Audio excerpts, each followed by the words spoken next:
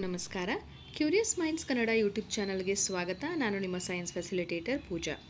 ಈ ವಿಡಿಯೋದಲ್ಲಿ ನಾವು ವಿಜ್ಞಾನ ವಿಷಯದ 7ನೇ ತರಗತಿಯ 4ನೇ ಅಧ್ಯಾಯ ಲೋಹಗಳು ಮತ್ತು ಅಲೋಹಗಳ ಜಗತ್ತು ಈ ಪಾಠದ ಸಂಪೂರ್ಣ ವಿವರಣೆಯನ್ನು ನೋಡ್ತಾ ಹೋಗೋಣ.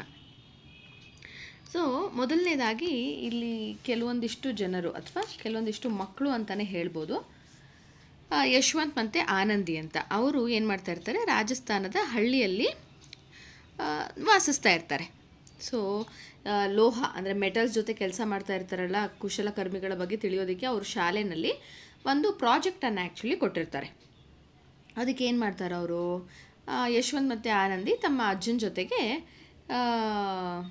ಹೋಗ್ಬಿಟ್ಟು ಇವಾಗ ಲೋಹದ ಕೆಲಸ ಮೆಟಲ್ ಕೆಲಸ ಮಾಡ್ತಾರಲ್ಲ ಅಲ್ಲಿ ಹೋಗೋಣ ಬನ್ನಿ ತಾತ ಅಂತ ಅವ್ರ ಅಜ್ಜನ್ನು ಕರ್ಕೊಂಡು ಹೋಗ್ತಾರೆ.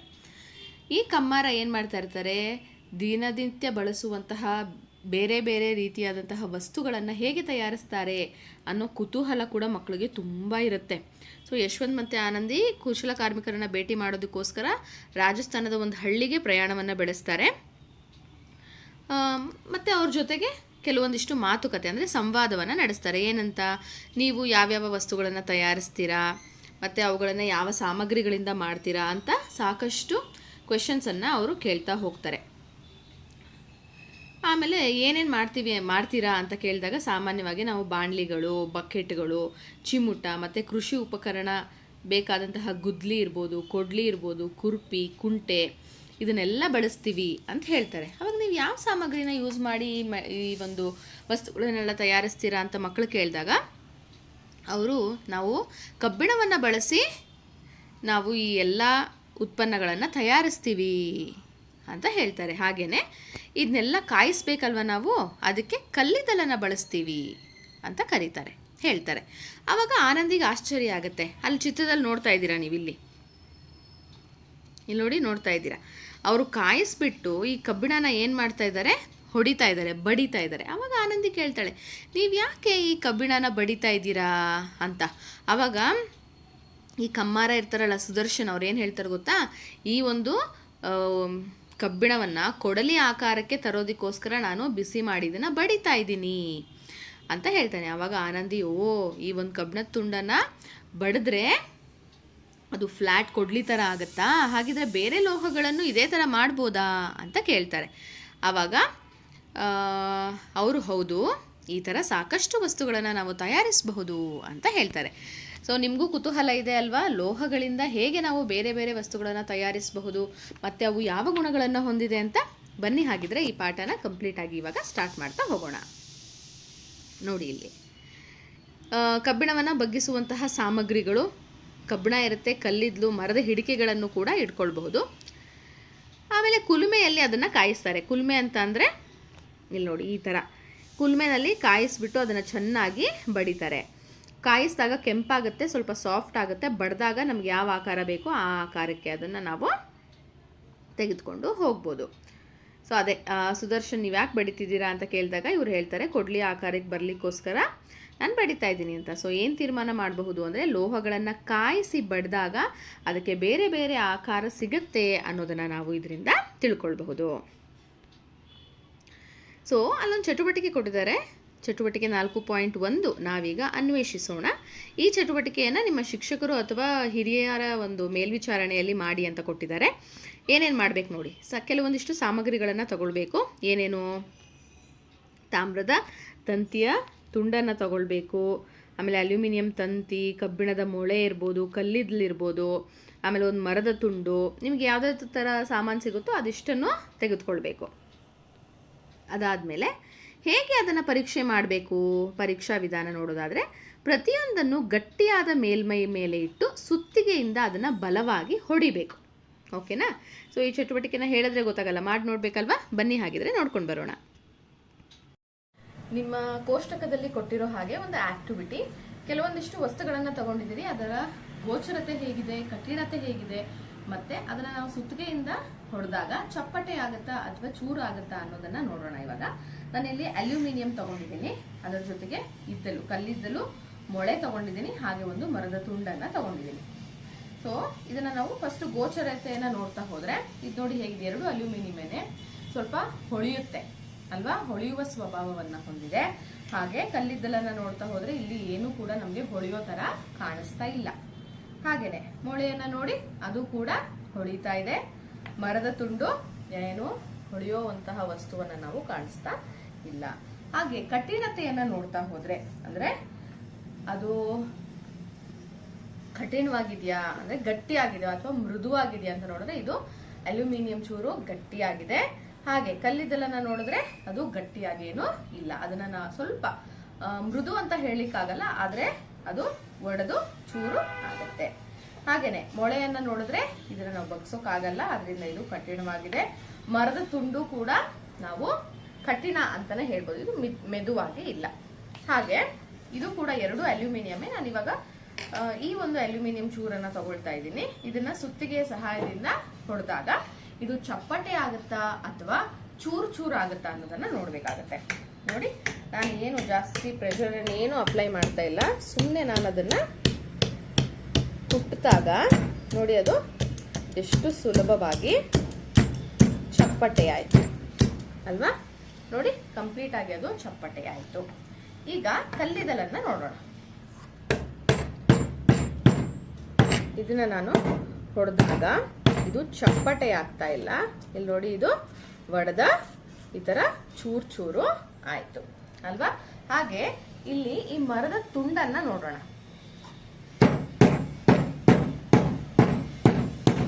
ಎಷ್ಟೇ ಪ್ರೆಷರ್ ಹಾಕಿ ಹೊಡೆದ್ರು ಕೂಡ ಅದು ಚಪ್ಪಟೆನೂ ಆಗ್ತಾ ಇಲ್ಲ, ಒಡೆದ ಚೂರು ಕೂಡ ಆಗ್ತಾ ಇಲ್ಲ. ಸೊ ನೀವು ಇಲ್ಲಿ ಡಿಫ್ರೆನ್ಸಸ್ ಅನ್ನ ನೋಡಬಹುದು. ಏನ್ ನೋಡ್ಬೋದು, ಅಲ್ಯೂಮಿನಿಯಂ ತುಂಡು ಏನಾಯ್ತು, ಹೊಡೆದಾಗ ಚಪ್ಪಟೆ ಆಯ್ತು, ಇದ್ದಲ್ಲೂ ಚೂರಾಯ್ತು. ಮರದ ತುಂಡು ಚಪ್ಪಟೆಯೂ ಆಗ್ಲಿಲ್ಲ ಅಥವಾ ಚೂರು ಕೂಡ ಆಗ್ಲಿಲ್ಲ. ಇದರಿಂದ ನಾವೇನ್ ತಿಳ್ಕೋಬಹುದು, ಯಾವ ಯಾವ ವಸ್ತುಗಳು ಹೊಳಪನ್ನ ಹೊಂದಿರತ್ತೋ, ಸ್ವಲ್ಪ ಕಠಿಣವಾಗಿರತ್ತೋ, ಹಾಗೆ ಅದನ್ನ ಕುಟ್ಟಿದಾಗ ಚಪ್ಪಟೆ ಆಗತ್ತೋ ಅಂತಹ ವಸ್ತುಗಳನ್ನ ಲೋಹಗಳು ಕುಟ್ಯತೆ ಸ್ವಭಾವವನ್ನು ಹೊಂದಿದೆ ಅಂತ ಹೇಳ್ಬೋದು. ಇನ್ನು ಕೆಲವೊಂದಿಷ್ಟು ವಸ್ತುಗಳು ಹೊಳಪನ್ನ ಹೊಂದಿರೋದಿಲ್ಲ, ಸ್ವಲ್ಪ ಮೃದುವಾಗಿರುತ್ತೆ.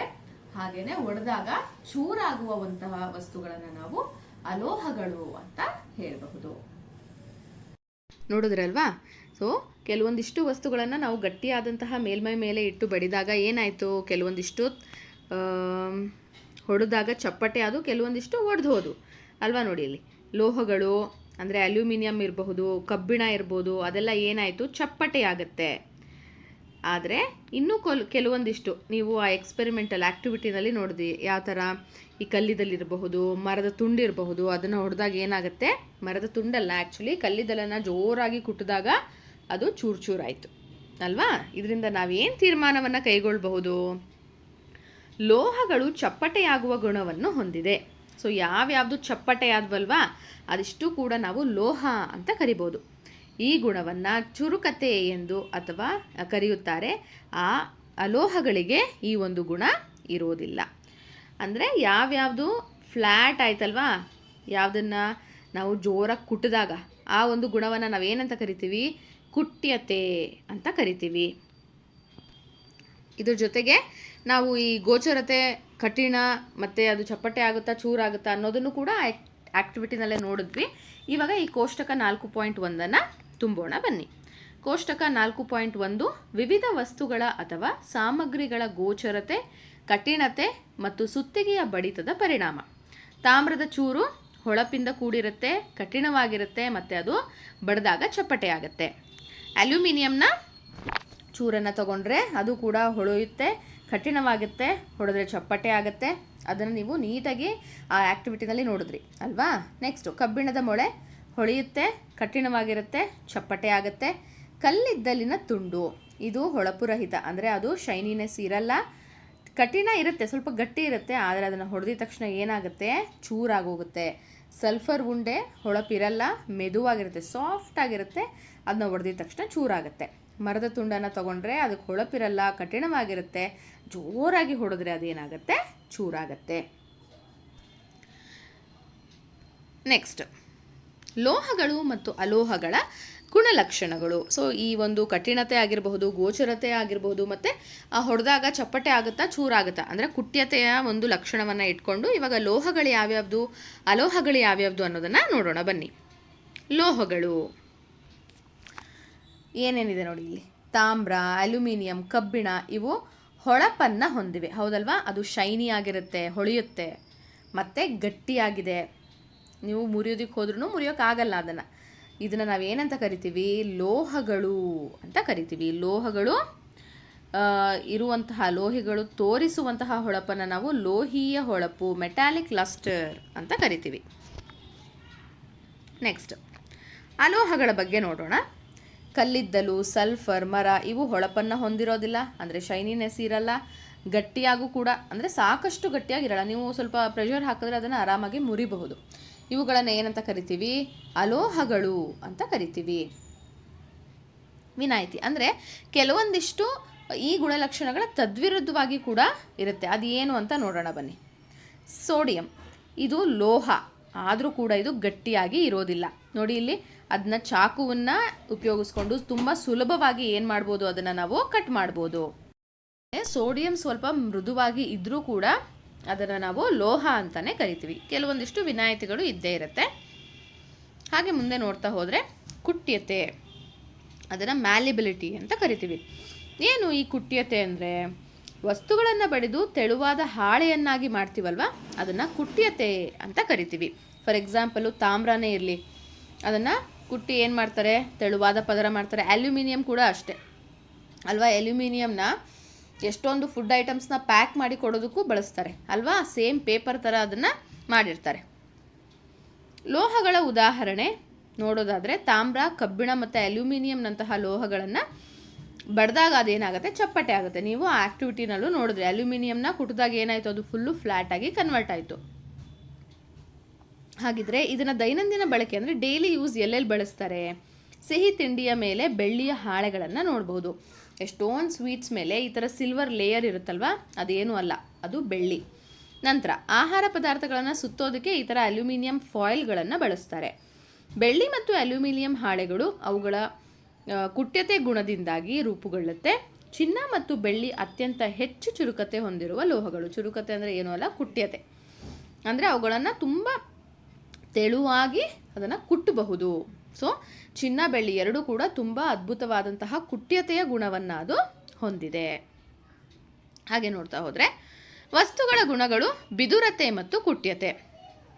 ನೋಡಿ ಇಲ್ಲಿ, ಬಿದುರತೆ ಅಂದರೆ ಏನೂ ಅಲ್ಲ, ಒಡೆದು ಹೋಗೋದು ಅಥವಾ ಚೂರಾಗೋದು, ಬ್ರಿಟಲ್ನೆಸ್. ಕಲ್ಲಿದ್ದಲಿನ ತುಂಡು ಅಥವಾ ಸಲ್ಫರ್ ಉಂಡೆ ಸುತ್ತಿಗೆಯಿಂದ ಬಡಿದಾಗ ಅವು ಮುರಿದು ಚೂರುಗಳಾಗುತ್ತವೆ. ಇದನ್ನು ಏನಂತ ಕರಿತೀವಿ ನಾವು? ಬಿದುರತೆ ಅಂತ ಕರಿತೀವಿ. ನೆನಪಲ್ಲಿ ಇಟ್ಕೊಳ್ಬೇಕು, ಬಿದುರತೆ ಅಂದರೆ ಬೇರೆ ಏನೂ ಅಲ್ಲ, ಅದು ಚೂರು ಆಗಿ ಹೋಗೋದು. ನೆಕ್ಸ್ಟ್,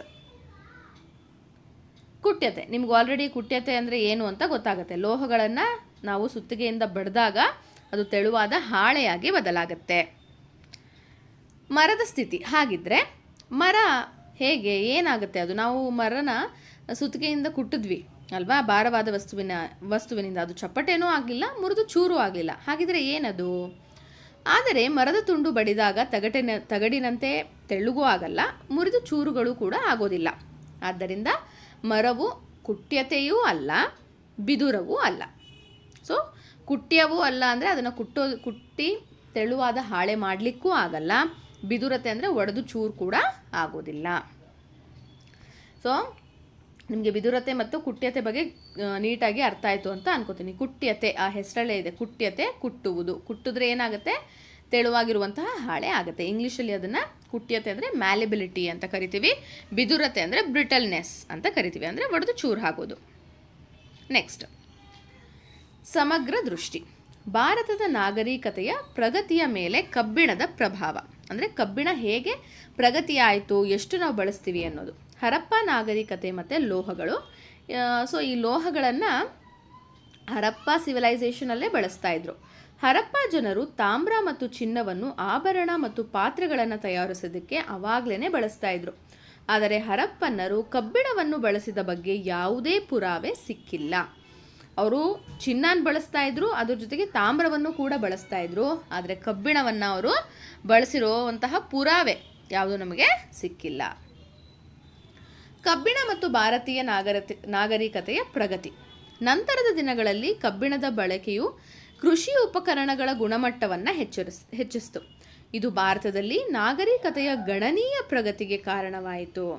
ಉದಾಹರಣೆಗೆ ನೋಡಿ, ಇಲ್ಲಿ ಸಾಕಷ್ಟು ನೇಗಿಲಿರಬಹುದು, ಆಮೇಲೆ ಕುರ್ಪಿಗಳಿರಬಹುದು, ಕೃಷಿ ಉಪಕರಣಗಳನ್ನು ಹೆಚ್ಚೆಚ್ಚು ಕಬ್ಬಿಣವನ್ನು ಬಳಸಿ ಅವರು ತಯಾರು ಮಾಡ್ತಾ ಹೋದರು. ಹಾಗೆ ನೋಡ್ತಾ ಹೋದರೆ ಡಕ್ಟಿಲಿಟಿ ಅಂದರೆ ತನ್ಯತೆ, ಲೋಹಗಳ ಪ್ರಮುಖ ಗುಣಗಳಲ್ಲಿ ಒಂದು. ಯಾವುದು? ತನ್ಯತೆ. ಏನು ತನ್ಯತೆ ಅಂದರೆ ನೋಡೋಣ ಬನ್ನಿ ಅದನ್ನು ಮೊದಲು. ಒಂದು ಲೋಹ ಇರುತ್ತೆ ನೋಡಿ, ಇದು ವಸ್ತುಗಳನ್ನು ತಂತಿಯಾಗಿ ಎಳೆಯಬಹುದಾದ ಗುಣವನ್ನು ತನ್ಯತೆ ಅಂತ ಕರಿತೀವಿ. ಕುಟ್ಯತೆ ಅಂದರೆ ಏನು? ಕುಟ್ಟಿ ಹಾಳೆಯನ್ನಾಗಿ ಮಾಡೋದು. ತನ್ಯತೆ ಅಂದರೆ ತಂತಿಗಳನ್ನಾಗಿ ಎಳೆಯೋದು. ಆಯಿತಾ? ತನ್ಯತೆ ತಂತಿ ಎರಡು ತಾತಯಿಂದನೇ ಸ್ಟಾರ್ಟ್ ಆಗುತ್ತೆ, ಸೊ ನೆನ್ಪಿಟ್ಕೊಳ್ಳಿ. ಹಾಗೆ ಈ ಲೋಹಗಳು ತನ್ಯತೆಯನ್ನು ಹೊಂದಿರುತ್ತೆ. ಸಾಕಷ್ಟು ಲೋಹಗಳು ಏನಾಗಿರುತ್ತೆ? ಸಣ್ಣ ತಂತಿಯನ್ನಾಗಿ ಎಳೆಯಬಹುದಾದ ಗುಣವನ್ನು ಹೊಂದಿರುತ್ತೆ, ಅಂದರೆ ತನ್ಯತೆ ಗುಣವನ್ನು ಹೊಂದಿರುತ್ತೆ. ಲೋಹದ ತಂತಿಗಳ ಉಪಯೋಗ ಏನೇನಿದೆ ನೋಡೋಣ ಬನ್ನಿ. ವಿದ್ಯುತ್ ಉಪಕರಣಗಳಲ್ಲಿ ಅದನ್ನು ಬಳಸ್ತೀವಿ. ನೋಡಿ, ವಯರ್ ಇರುತ್ತೆ, ಆ ವಯರ್ ಒಳಗಡೆ ಯಾವ ತಂತಿ ಇರುತ್ತೆ? ಮೆಟಲ್, ಲೋಹದ ತಂತಿಗಳೇ ಇರುತ್ತೆ. ತಾಮ್ರ ಅಥವಾ ಅಲ್ಯೂಮಿನಿಯಂ ತಂತಿಗಳನ್ನು ವಿದ್ಯುತ್ ಉಪಕರಣಗಳಲ್ಲಿ ಬಳಸ್ತಾರೆ, ನಿಮ್ಮೆಲ್ರಿಗೂ ಸಹ ಗೊತ್ತಿದೆ ಅದು. ನೆಕ್ಸ್ಟು ಆಭರಣಗಳು, ಬಳೆ ಇರಲಿ, ಸರ, ಕಿವಿಯೋಲೆ, ಸಾಕಷ್ಟು ಆಭರಣಗಳನ್ನು ಲೋಹದ ತಂತಿಯಿಂದಾನೇ ತಯಾರು ಮಾಡ್ತಾರೆ.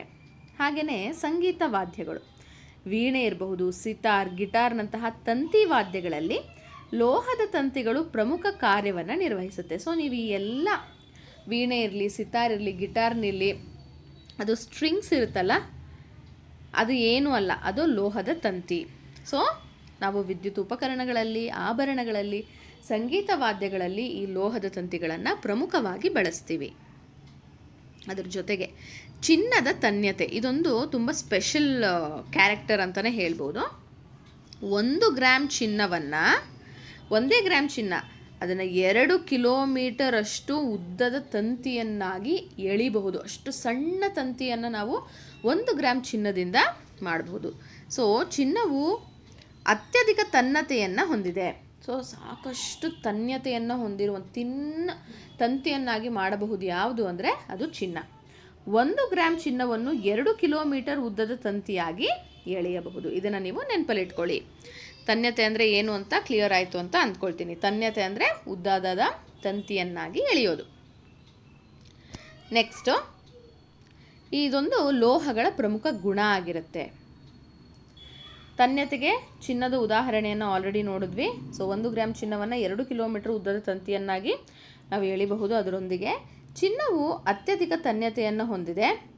ತನ್ಯತೆ ಗುಣದಿಂದಾಗಿ ತಯಾರಿಸಿದ ಚಹಾ ಸೋಸುವ ಸಲಕರಣೆ. ಈ ಟೀ ಸೋಸ್ತಿರಲ್ಲ ನೀವು, ಅದನ್ನು ನೀವು ಇಟ್ಕೊಂಡು ನೋಡಿ, ಆ ಜಾಲರಿ ಥರದನ್ನು ಸಣ್ಣ ಸಣ್ಣ ಸಣ್ಣ ಸಣ್ಣ ತಂತಿಗಳೇ ಅದರಲ್ಲಿ ತುಂಬಿಕೊಂಡಿರುತ್ತೆ ಅಲ್ವಾ? ನೋಡಿ, ಅಷ್ಟು ಸಣ್ಣದಾದ ತಂತಿಯನ್ನು ಕೂಡ ನಾವು ಎಳಿಬಹುದು. ಸೊ ಇದನ್ನೆಲ್ಲ ಮಾಡೋದಕ್ಕೆ ಯಾವ್ದು ಹೆಲ್ಪ್ಫುಲ್ಲು? ಲೋಹಗಳು. ತನ್ಯತೆ ಇಲ್ಲದ ವಸ್ತುಗಳು ಯಾವ್ಯಾವುದು? ಕಲ್ಲಿದ್ದಲು ನೋಡಿ, ಅದನ್ನು ಕುಟ್ಟಿದ ತಕ್ಷಣ ಒಡೆದು ಚೂರಾಯಿತು, ಇನ್ನು ತಂತಿ ಮಾಡೋಕ್ಕಾಗತ್ತಾ? ಖಂಡಿತ ಇಲ್ಲ. ಸಲ್ಫರ್ ಕೂಡ ಅಷ್ಟೇ, ಅದು ಮೃದುವಾಗಿರುತ್ತೆ, ಕುಟ್ಟಿದ್ರೆ ಅದು ಚೂರಾಗುತ್ತೆ. ಸೊ ಅದನ್ನು ಕೂಡ ತಂತಿ ಮಾಡಲಿಕ್ಕೆ ಆಗಲ್ಲ. ಕಲ್ಲಿದ್ದಲು ಅಥವಾ ಸಲ್ಫರ್ ತನ್ಯವಲ್ಲ. ತನ್ಯ ಅಂದರೆ ಏನೂ ಅಲ್ಲ, ತಂತಿ ಮಾಡೋಕ್ಕಾಗಲ್ಲ. ಇವುಗಳನ್ನು ತಂತಿಯಾಗಿ ಎಳೆಯಲು ಸಾಧ್ಯವಿಲ್ಲ. ಆದ್ದರಿಂದ ಯಾವ್ಯಾವುದು ವಸ್ತುಗಳಿಂದ ನಾವು ತಂತಿಗಳನ್ನು ತಯಾರಿಸ್ತೀವೋ ಅವೆಲ್ಲವನ್ನು ನಾವೇನಂತ ಹೇಳಬಹುದು? ಲೋಹಗಳು ಅಂತ ಹೇಳಬಹುದು. ಅತ್ಯಂತ ತನ್ಯತೆ ಹೊಂದಿರುವಂತಹ ಲೋಹ ಯಾವುದು? ಚಿನ್ನ, ಗೋಲ್ಡ್. ನೆಕ್ಸ್ಟ್, ಉಕ್ಕಿನ ಹಗ್ಗಗಳ ಶಕ್ತಿ ಮತ್ತು ಬಳಕೆ. ಇದೊಂದು ಗಹನ ಚಿಂತನೆಯಲ್ಲಿ ಇರುವಂಥದ್ದು. ತೂಗು ಸೇತುವೆಗಳನ್ನು ನೀವು ಈ ಥರ ಒರಿಜಿನಲ್ ಆಗು ನೋಡಿರಬಹುದು ಅಥವಾ ಟಿ ವಿಗಳಲ್ಲಿ ನೋಡಿರಬಹುದು. ಉಕ್ಕಿನ ಮತ್ತು ಅಲೋಹದ ತಂತಿಗಳಿಂದ ಮಾಡಿದ ಹಗ್ಗಗಳು ಭಾರವಾದ ಹೊರೆಗಳನ್ನು ತಡೆಯುತ್ತೆ. ಅದಲ್ಲದೆ ಅವುಗಳನ್ನು ತೂಗು ಸೇತುವೆ ಮೇಲೆ ಏನು ಮಾಡ್ತಾರೆ? ಬಳಸ್ತಾರೆ. ಅದಷ್ಟೇ ಅಲ್ಲದೆ ಕ್ರೇನ್ ಮತ್ತು ಭಾರವಾದ ವಸ್ತುಗಳನ್ನು ಎತ್ತೋದಕ್ಕೆ ಕ್ರೇನ್ಗಳಲ್ಲಿ ಅವರು ಉಕ್ಕಿನ ಹಗ್ಗಗಳನ್ನು ಬಳಸ್ತಾರೆ. ಇಲ್ಲಿ ನೋಡಿ, ಇದಿಷ್ಟು ಕೂಡ ಉಕ್ಕಿನಿಂದ ಮಾಡಿರುವಂತಹ ಹಗ್ಗಗಳು. ಇವೆಲ್ಲ ಇಲ್ಲಿ ನೋಡಿ, ಇಲ್ಲಿದ್ಯಾವಲ್ವಾ ಅವೆಲ್ಲವೂ ಕೂಡ ಭಾರವನ್ನು ಹೆಚ್ಚು ಎತ್ತಬೇಕಾಗಿರೋದ್ರಿಂದ ಅಥವಾ ತಡ್ಕೊಳ್ಬೇಕಾಗಿರೋದ್ರಿಂದ ಹೆಚ್ಚು ಏನು ಮಾಡ್ತಾರೆ? ಕಬ್ಬಿಣದ ಜೊತೆಗೆ ಕಾರ್ಬನನ್ನು ಮಿಕ್ಸ್ ಮಾಡಿದಂತಹ ವಸ್ತುವಿನಿಂದ ತಯಾರಿಸ್ತಾರೆ. ನೆಕ್ಸ್ಟು ಶಬ್ದ, ಲೋಹಗಳ ನಿನಾದ ಅಂತ. ಇದು ಒಂದು ಆಕ್ಟಿವಿಟಿ. ಲೋಹದ ಚಮಚ, ಲೋಹದ ತಟ್ಟೆ ಅಥವಾ ಲೋಹದ ನಾಣ್ಯವು ನೆಲದ ಮೇಲೆ ಬಿದ್ದಾಗ ಉಂಟಾಗುವ ಶಬ್ದವನ್ನು ನೀವು ಯಾವತ್ತಾದರೂ ಗಮನಿಸಿದ್ದೀರಾ? ಕಲ್ಲಿದ್ದಲು ಅಥವಾ ಮರದ ತುಂಡನ್ನು ನೆಲದ ಮೇಲೆ ಬೀಳಿಸಿದಾಗ ಉತ್ಪತ್ತಿಯಾದ ಶಬ್ದಕ್ಕಿಂತ ಇದು ಹೇಗೆ ಭಿನ್ನವಾಗಿದೆ? ಅದನ್ನು ನೋಡ್ಕೊಂಡು ಬರಬೇಕಲ್ವಾ? ಬನ್ನಿ ಹಾಗಿದ್ರೆ ಆ ಚಟುವಟಿಕೆಯನ್ನು ನೋಡೋಣ. ಕೆಲವೊಂದಿಷ್ಟು ವಸ್ತುಗಳು ನೆಲದ ಮೇಲೆ ಬಿದ್ದಾಗ ಯಾವ ತರ ಶಬ್ದ ಉಂಟಾಗುತ್ತೆ ಅಂತ ನಿಮ್ಗೆ ಗೊತ್ತಿದ್ಯಾ ಅಥವಾ ನೀವು ಕೇಳಿಸ್ಕೊಂಡಿದ್ದೀರಾ? ಇಲ್ಲಿ ನಿಮ್ಮ ಟೆಕ್ಸ್ಟ್ ಬುಕ್ ಅಲ್ಲಿ ಒಂದು ಇಂಟ್ರೆಸ್ಟಿಂಗ್ ಆಕ್ಟಿವಿಟಿಯನ್ನ ಕೊಟ್ಟಿದ್ದಾರೆ. ಯಾವ ವಸ್ತುಗಳು ಬಿದ್ದಾಗ ಹೇಗೆ ಶಬ್ದ ಉಂಟಾಗತ್ತೆ ಅನ್ನೋದ್ರ ಮೇಲೆ ಆ ವಸ್ತುಗಳನ್ನ ಲೋಹಗಳು ಅಲೋಹಗಳು ಅನ್ನೋದನ್ನ ನಾವು ಡಿಫ್ರೆನ್ಸ್ ಮಾಡಬಹುದು. ಅಂತಹ ಗುಣವನ್ನ ನಾವು ಶಾಬ್ದಾನ ಗುಣ ಅಂತ ಕರಿತೀವಿ. ಆಯ್ತಾ? ಇವಾಗ ನಾನಿಲ್ಲಿ ಕೆಲವೊಂದಿಷ್ಟು ವಸ್ತುಗಳನ್ನ ತಗೊಂಡಿದ್ದೀನಿ. ಲೋಹದ ಚಮಚ, ಸ್ಪೂನ್ ತಗೊಂಡಿದ್ದೀನಿ, ಒಂದು ಕಾಯಿನ್ ತಗೊಂಡಿದ್ದೀನಿ, ನಾಣ್ಯ, ಹಾಗೆ ಮರದ ತುಂಡನ್ನ ತಗೊಂಡಿದ್ದೀನಿ, ಕಲ್ಲಿದ್ದಲನ್ನ ತಗೊಂಡಿದ್ದೀನಿ, ಅದ್ರ ಜೊತೆಗೆ ಒಂದು ಮೊಳೆಯನ್ನ ತಗೊಂಡಿದ್ದೀನಿ. ಇದನ್ನ ನಾವು ಎತ್ತರದಿಂದ ಹಾಕಿದಾಗ ಯಾವ ತರ ಶಬ್ದ ಬರುತ್ತೆ ಅನ್ನೋದನ್ನ ನೀವು ಕೇರ್ಫುಲ್ ಆಗಿ ಕೇಳಿಸ್ಕೊಳ್ಳಿ. ಇವಾಗ ಗೊತ್ತಾಯ್ತಲ್ಲ, ಒಂಥರ ರಿಂಗಣ ಶಬ್ದ ಉಂಟಾಗುತ್ತೆ. ಈಗ ಕೇರ್ಫುಲ್ ಆಗಿ ಕೇಳಿಸ್ಕೊಳ್ಳಿ. ಯಾವುದೇ ಒಂದು ರಿಂಗಣ ಶಬ್ದ ಉಂಟಾಗಿಲ್ಲ ಅಲ್ವಾ? ಈಗ ಕೇಳಿಸ್ಕೊಳ್ಳಿ. ಗೊತ್ತಾಯ್ತಲ್ವಾ? ಶಬ್ದದಲ್ಲಿ ಸಾಕಷ್ಟು ಬದಲಾವಣೆಯನ್ನ ನೀವು ಕೇಳಿಸ್ಕೊಳ್ಬಹುದು. ಸೊ ಯಾವ ಯಾವ ವಸ್ತುಗಳನ್ನ ನಾವು ಎಸೆದಾಗ ರಿಂಗಣ ಶಬ್ದ ಉಂಟಾಯ್ತೋ ಅಂತಹದನ್ನ ಶಾಬ್ದಾನ ಗುಣ ಹೊಂದಿದೆ ಅಂತ ಹೇಳ್ತೀವಿ. ನೋಡಿ, ಯಾವ ಯಾವ ವಸ್ತುಗಳನ್ನ ನಾವು ಮೇಲಿಂದ ಎಸೆದಾಗ ರಿಂಗಣ ಶಬ್ದವನ್ನ ಮಾಡೋದಿಲ್ವೋ, ರಿಂಗಣ ಶಬ್ದ ಅಂದ್ರೆ ಈ ತರ ಮಾಡೋದಿಲ್ವೋ ಅಂತಹ ವಸ್ತುಗಳನ್ನ ನಾವು ಶಾಬ್ದಾನ ಗುಣ ಹೊಂದಿಲ್ಲದ ವಸ್ತು ಅಂದ್ರೆ ಅಲೋಹಗಳು ಅಂತ ಕರಿತೀವಿ. ನೋಡಿದ್ರಲ್ವಾ? ಲೋಹಗಳು ಅಂದರೆ ಈ ಒಂದು ಸ್ಪೂನ್ ಇರ್ಬೋದು, ತಟ್ಟೆ ಇರ್ಬೋದು, ಕಾಯಿನ್ ಇರ್ಬೋದು, ಅದನ್ನು ಬೀಳಿಸಿದಾಗ ಒಂಥರ ರಿಂಗಿಂಗ್ ಸೌಂಡ್ ಕೇಳಿಸುತ್ತೆ. ನಿಮಗೆ ವಿಡಿಯೋದಲ್ಲಿ ಕೇಳಿಸ್ತಲ್ವಾ? ಹಾಗೆ ಇವು ರಿಂಗಣ ಶಬ್ದವನ್ನು ಉಂಟು ಮಾಡುತ್ತೆ. ಅದಲ್ಲದೆ ಅಲೋಹಗಳನ್ನು ನೋಡಿದ್ರೆ ಮಂದ ಶಬ್ದ ಅಂದರೆ ರಿಂಗಣ ಶಬ್ದ ಅದರಲ್ಲಿ ಇರೋದಿಲ್ಲ. ಕಲ್ಲಿದ್ದಲಾಗಿರಬಹುದು, ಮರದ ತುಂಡಾಗಿರಬಹುದು. ಸೊ ಅಂತಹ ಒಂದು ವಸ್ತುಗಳನ್ನು ಅಲೋಹಗಳು ಅಂತ ಕರಿತೀವಿ. ರಿಂಗಣದಂತಹ ಶಬ್ದವನ್ನು ಉಂಟು ಮಾಡುವ ಲೋಹಗಳ ಈ ಗುಣವನ್ನು ನಾವೇನಂತ ಕರಿತೀವಿ? ಶಾಬ್ದಾನ ಗುಣ ಅಥವಾ ರಿಂಗಣ ಅಂತ ಕೂಡ ಅದನ್ನು ಕರಿತೀವಿ. ಸೊ ನೀವು 3 ಗುಣಲಕ್ಷಣಗಳನ್ನು ತಿಳ್ಕೊಂಡ್ರಿ. ಒಂದು ಕುಟ್ಯತೆ, ತನ್ಯತೆ, ಹಾಗೆ ಶಾಬ್ದಾನ. ಶಾಬ್ದಾನ ಅಂದರೆ ಬೆಲ್ ಸೌಂಡನ್ನು ಪ್ರೊಡ್ಯೂಸ್ ಮಾಡುವಂಥದ್ದು. ತಾಳವಾದ್ಯ ಮತ್ತು ಲೋಹದ ಗೆಜ್ಜೆ. ನೀವು ಅಕಸ್ಮಾತ್ ಡ್ಯಾನ್ಸ್ ಕ್ಲಾಸಿಗೆ ಹೋಗ್ತಾ ಇದ್ದರೆ ಗೆಜ್ಜೆಗಳು ಎಷ್ಟು ಚೆನ್ನಾಗಿ ಝಲ್ ಝಲ್ ಅನ್ನೋ ಸೌಂಡ್ ಬರ್ತಾ ಇರ್ತವೆ. ನಾರ್ಮಲ್ ಗೆಜ್ಜೆಗಳು ಅಷ್ಟೇ ಅಲ್ವಾ? ನನ್ನ ಗೆಜ್ಜೆಗಳ ರಿಂಗಣ ಶಬ್ದವೂ ಕೂಡ ಲೋಹಗಳ ಶಾಬ್ದಾನ ಗುಣದ ಪರಿಣಾಮವಾಗಿದೆ. ಹೌದು ತಾನೆ? ಏನಕ್ಕೋಸ್ಕರ ಝಲ್ ಝಲ್ ಅನ್ನುತ್ತೆ? ಅದೇ ನೀವು ಕಲ್ಲಿದ್ದಲ್ದೋ, ಸಲ್ಫರ್ದೋ, ಮರದ್ದೋ ಗೆಜ್ಜೆ ಹಾಕ್ತೀರಾ? ಇಲ್ಲ, ಲೋಹದ್ದೇ ಹಾಕ್ತೀರಾ. ಯಾಕಂದರೆ ಅದು ಒಂದು ಸೌಂಡನ್ನು ಪ್ರೊಡ್ಯೂಸ್ ಮಾಡುತ್ತೆ. ಅದಷ್ಟೇ ಅಲ್ಲ, ಶಾಲಾ ಗಂಟೆ ಮತ್ತು ನಿನಾದ. ಶಾಲೆಯ ಗಂಟೆಯ ರಿಂಗಣ ಶಬ್ದವು ಲೋಹಗಳ ಶಾಬ್ದಾನ ಗುಣದ ಪರಿಣಾಮ ಎಂದು ಈಗ ನನಗೆ ಅರ್ಥವಾಯಿತು. ಹೌದಲ್ವಾ? ನಿಮ್ಮ ಸ್ಕೂಲ್ಗಳಲ್ಲಿ ಇವಾಗ ಎಲೆಕ್ಟ್ರಿಕ್ ಬೆಲ್ ಬಿಡಿ, ನಾರ್ಮಲ್ ಆಗಿ ಗಂಟೆ ಏನಾದರೂ ಹೊಡಿತಾ ಇದ್ದರೆ ಅದನ್ನು ಮೆಟಲಿಂದನೇ ಮಾಡಿರ್ತಾರೆ ಹೊರತು ಯಾರು ಕೂಡ ಮರದಿಂದ ಮಾಡಿರಲ್ಲ ಅಲ್ವಾ? ಮರದಿಂದ ಮಾಡಿದರೂ ಕೂಡ ನಿಮಗೆ ಸೌಂಡು ಪ್ರೊಡ್ಯೂಸೇ ಆಗಲ್ಲ. ಕರೆಕ್ಟ್ ಅಲ್ವಾ? ಸೊ ರಿಂಗಣಿಸುವ ಶಬ್ದವನ್ನು ಉಂಟು ಮಾಡುವ ಲೋಹಗಳ ಈ ಗುಣವನ್ನು ಶಾಬ್ದಾನ ಗುಣ ಅಂತ ಕರಿತೀವಿ. ನೆಕ್ಸ್ಟ್ ಉಷ್ಣವಾಹಕತೆ ಅಂದರೆ ಥರ್ಮಲ್ ಕಂಡಕ್ಟಿವಿಟಿ. ಲೋಹಗಳು ಮತ್ತು ಅಡುಗೆ ಪಾತ್ರೆಗಳು, ಇದ್ರ ಮಧ್ಯೆ ಏನು ಸಂಬಂಧ ಇದೆ ನೋಡೋಣ ಬನ್ನಿ. ಅಡುಗೆ ಮನೆಯಲ್ಲಿ ಅಡುಗೆ ಮಾಡಲು ಬಳಸುವ ಪಾತ್ರೆಗಳನ್ನು ನೀವು ಸರಿಯಾಗಿ ಗಮನಿಸಿದ್ದೀರಾ? ಬಿಸಿ ಮಾಡಲು ಬಳಸುವ ಪಾತ್ರೆಗಳು ಲೋಹಗಳಿಂದ ಮಾಡಲ್ಪಟ್ಟಿವೆ. ಹೌದು ತಾನೆ? ನೀವು ಯಾವುದೇ ಒಂದು ಪಾತ್ರೆಯನ್ನು ಅಡುಗೆ ಮಾಡಲಿಕ್ಕೆ ಬಳಸ್ತಾ ಇದ್ದೀರಾ ಅಂದರೆ ಅದು ಲೋಹ ಅಂದರೆ ಮೆಟಲಿಂದಾನೇ ಮಾಡಿರ್ತಾರೆ. ಅಡುಗೆ ಪಾತ್ರೆಗಳನ್ನು ತಯಾರಿಸಲು ಬಳಸುವ ಕೆಲವು ಲೋಹಗಳು ನಿಮಗೆ ನೀವು ಹೆಸರಿಸಬಹುದಾ? ಫಾರ್ ಎಕ್ಸಾಂಪಲ್ ಸ್ಟೀಲ್ ಇರ್ಬೋದು, ಅಲ್ಯೂಮಿನಿಯಂ ಪಾತ್ರೆಗಳನ್ನು ಯೂಸ್ ಮಾಡ್ತೀರಾ ಅಲ್ವಾ? ಆಮೇಲೆ ದೋಸೆ ಎಲ್ಲ ಬೇಯಿಸೋದಕ್ಕೆ ಕಬ್ಬಿಣದ ಕಡಾಯಿಗಳನ್ನು ಬಳಸ್ತೀರಾ. ಹೌದು ತಾನೆ? ಈ ಉದ್ದೇಶಕ್ಕಾಗಿ ಲೋಹಗಳನ್ನು ಏಕೆ ಬಳಸಲಾಗುತ್ತದೆ ನಿಮಗೆ ತಿಳಿದಿದೆಯೇ? ನಾವೀಗ ಕಂಡುಕೊಳ್ಳೋಣ. ಏನಕ್ಕೆ ನಾವು ಪಾತ್ರೆನ ಅಂದರೆ ಅಡುಗೆ ಮಾಡುವ ಪಾತ್ರೆಗಳನ್ನು ಬರೀ ಲೋಹಗಳಿಂದನೇ ತಯಾರಿಸ್ತೀವಿ? ಅದನ್ನೇ ಯಾಕೆ ಬಳಸ್ತೀವಿ ನೋಡಬೇಕಲ್ವ, ಗೊತ್ತಾಗಬೇಕಲ್ವ ನಮಗೆ. ಬನ್ನಿ ತಿಳ್ಕೊಳ್ಳೋಣ. ಉದಾಹರಣೆ, ಉಕ್ಕಿನ ಪಾತ್ರೆ ಇರ್ಬೋದು, ಸ್ಟೀಲ್ದು ಅಥವಾ ಅಲ್ಯೂಮಿನಿಯಂ ಇರಬಹುದು, ತಾಮ್ರದ ಕೆಲವೊಂದಿಷ್ಟು ಪಾತ್ರೆ ಇರಬಹುದು. ಯಾಕಂದರೆ ಅಡುಗೆ ಪಾತ್ರೆಗಳನ್ನು ತಯಾರಿಸಲು ಉಕ್ಕು, ಅಲ್ಯೂಮಿನಿಯಂ ಮತ್ತು ತಾಮ್ರವನ್ನು ಬಳಸಲಾಗುತ್ತೆ. ಏಕೆ? ತ್ವರಿತ ಮತ್ತು ಏಕರೂಪದ ಶಾಖ ಪ್ರಸರಣ ಆಗುತ್ತೆ ಇದರಲ್ಲಿ. ನೋಡಿ ಇಲ್ಲಿ ನೀವು ಒಲೆಯನ್ನು ಹಚ್ಚಿದ ತಕ್ಷಣ ಒಂದೇ ಸತ್ತಿಗೆ ಏಕರೂಪವಾಗಿ ಎಲ್ಲ ಕಡೆ ಒಂದೇ ಹೀಟ್ ಹೋಗುತ್ತೆ. ಹಾಗೆಯೇ ಎಲ್ಲ ಕಡೆಗೂ ಕೂಡ ಹೀಟು ಹರಡುತ್ತೆ, ಏಕ ಪ್ರಮಾಣದಲ್ಲಿ ಹರಡುತ್ತೆ. ಆಮೇಲೆ ಅದು ತುಂಬ ಚೆನ್ನಾಗಿ ಏನು ಮಾಡುತ್ತೆ, ಶಾಖವನ್ನು ಹೀರ್ಕೊಳ್ಳುತ್ತೆ. ಲೋಹಗಳು ಉತ್ತಮ ಉಷ್ಣವಾಹಕವಾಗಿರುವುದರಿಂದ ಶಾಖವನ್ನು ತ್ವರಿತ ಅಂದರೆ ಸಡನ್ನಾಗಿ, ಬೇಗ ಮತ್ತು ಏಕರೂಪವಾಗಿ ಹರಡಲು ಸಹಾಯ ಮಾಡುತ್ತದೆ. ಆದ್ದರಿಂದ ಅಡುಗೆ ತ್ವರಿತವಾಗಿ ಆಗುತ್ತೆ. ತ್ವರಿತ ಅಂದರೆ ಬೇಗ ಆಗತ್ತೆ. ಹಾಗಿದ್ರೆ ಏನು ಈ ಒಂದು ಶಾಖದ ಉಷ್ಣವಾಹಕ ಅಂತ ಅಂದರೆ ಗೊತ್ತಾಗಬೇಕಲ್ವ ನಿಮಗೆ? ತೀರ್ಮಾನ ಏನು ಕೊಡಬಹುದು ಅಂದರೆ ಲೋಹಗಳು ಉಷ್ಣವಾಹಕತೆಯನ್ನು ಪ್ರದರ್ಶಿಸುತ್ತೆ. ಅಂದರೆ ಉಷ್ಣ ಅಂದರೆ ಏನು? ಹೀಟ್, ಶಾಕ್, ಬಿಸಿ, ಆಯಿತಾ? ವಾಹಕತೆ ಅಂತ ಅಂದರೆ ತನ್ನ ಮೂಲಕ ಹರಿಯೋದಕ್ಕೆ ಬಿಡೋದು. ಸೊ ಲೋಹಗಳೇನು ಮಾಡುತ್ತೆ, ಬಿಸಿಯನ್ನು, ಉಷ್ಣವನ್ನು ತಮ್ಮ ಮೂಲಕ ಪ್ರಸಾರವಾಗಲು ಅಂದರೆ ಮುಂದೆ ಹೋಗೋದಕ್ಕೆ ಬಿಡುತ್ತೆ. ಅದಕ್ಕೊಂದು ಚಟುವಟಿಕೆ ಇದೆ ನೋಡಿ, ನಾವೀಗ ಪರಿಶೀಲಿಸೋಣ. ಎಚ್ಚರಿಕೆ, ನಿಮ್ಮ ಶಿಕ್ಷಕರು ಮತ್ತು ಹಿರಿಯರಿದ್ದಾಗ ಮಾತ್ರ ಇದನ್ನು ಮಾಡಬೇಕು. ಏನು ಮಾಡಬೇಕು? ಪರೀಕ್ಷಾ ವಿಧಾನ, ಒಂದು ಗ್ಲಾಸ್ ಲೋಟ ತಗೊಳ್ಳಿ, ಅದರಲ್ಲಿ ಸ್ವಲ್ಪ ಬಿಸಿ ನೀರನ್ನು ತಗೊಳ್ಬೇಕು. ಅದರಲ್ಲಿ ಒಂದು ಮೆಟಲ್ ಸ್ಪೂನ್, ಲೋಹದ ಚಮಚ, ಇನ್ನೊಂದು ಮರದ ಚಮಚವನ್ನು ಇಡಬೇಕು. ಓಕೆನಾ? ಏನು ಮಾಡಬೇಕು? ಬಿಸಿ ನೀರಿನಲ್ಲಿ ಲೋಹದ ಮತ್ತು ಮರದ ಚಮಚಗಳನ್ನು ಇಟ್ಬಿಟ್ಟು ಮುಳುಗಿಸಿ ಇಟ್ಟು ಸ್ವಲ್ಪ ಹೊತ್ತು ಅದನ್ನು ಹಾಗೇ ಬಿಡಬೇಕು. ಅವಲೋಕನ ಮತ್ತು ತೀರ್ಮಾನ ನೋಡೋದಕ್ಕಿಂತ ಮುಂಚೆ ಆಕ್ಟಿವಿಟಿನ ನೋಡ್ಕೊಂಡು ಬರೋಣ. ನಾನಿಲ್ಲಿ ಗಾಜಿನ ಲೋಟದಲ್ಲಿ ಬಿಸಿಯಾದಂತಹ ನೀರನ್ನು ತೆಗೆದುಕೊಂಡಿದ್ದೀನಿ. ಅದ್ರ ಜೊತೆಗೆ ಒಂದು ಮೆಟಲ್ ಸ್ಪೂನ್ ಇದೆ, ಹಾಗೆ ಮರದ ಸ್ಪೂನ್ ಕೂಡ ಇದೆ. ನಾನೇನ್ ಮಾಡ್ತೀನಿ, ಇವಾಗ ಎರಡನ್ನು ಕೂಡ ಸ್ವಲ್ಪ ಹೊತ್ತಿನವರೆಗೂ ಹಾಗೇನೆ ಇರೋದಕ್ಕೆ ಬಿಡ್ತಾ ಇದ್ದೀನಿ. ಓಕೆ, ಆಲ್ಮೋಸ್ಟ್ ನಾನು 2 ರಿಂದ 3 ನಿಮಿಷ ಇದನ್ನ ಹಾಗೆ ಇರ್ಲಿಕ್ಕೆ ಬಿಟ್ಟಿದ್ದೀನಿ. ಈಗ ನೋಡೋಣ ಏನಾದ್ರು ಚೇಂಜಸ್ ಆಗಿದೆಯಾ ಅಂತ. ಅದನ್ನ ಟಚ್ ಮಾಡಿ ನೀವು ನೋಡ್ಬೇಕು ಅದರ ಎಂಡ್ ಅನ್ನ. ಓಕೆ, ಇದು ಮೆಟಲ್ ಆಗಿರೋದ್ರಿಂದ ಇದನ್ನ ನಾನು ಟಚ್ ಮಾಡಿ ನೋಡಿದಾಗ ಸ್ವಲ್ಪ ಬೆಚ್ಚಗಾಗಿರೋದನ್ನು ನನಗೆ ಫೀಲ್ ಆಗ್ತಾ ಇದೆ.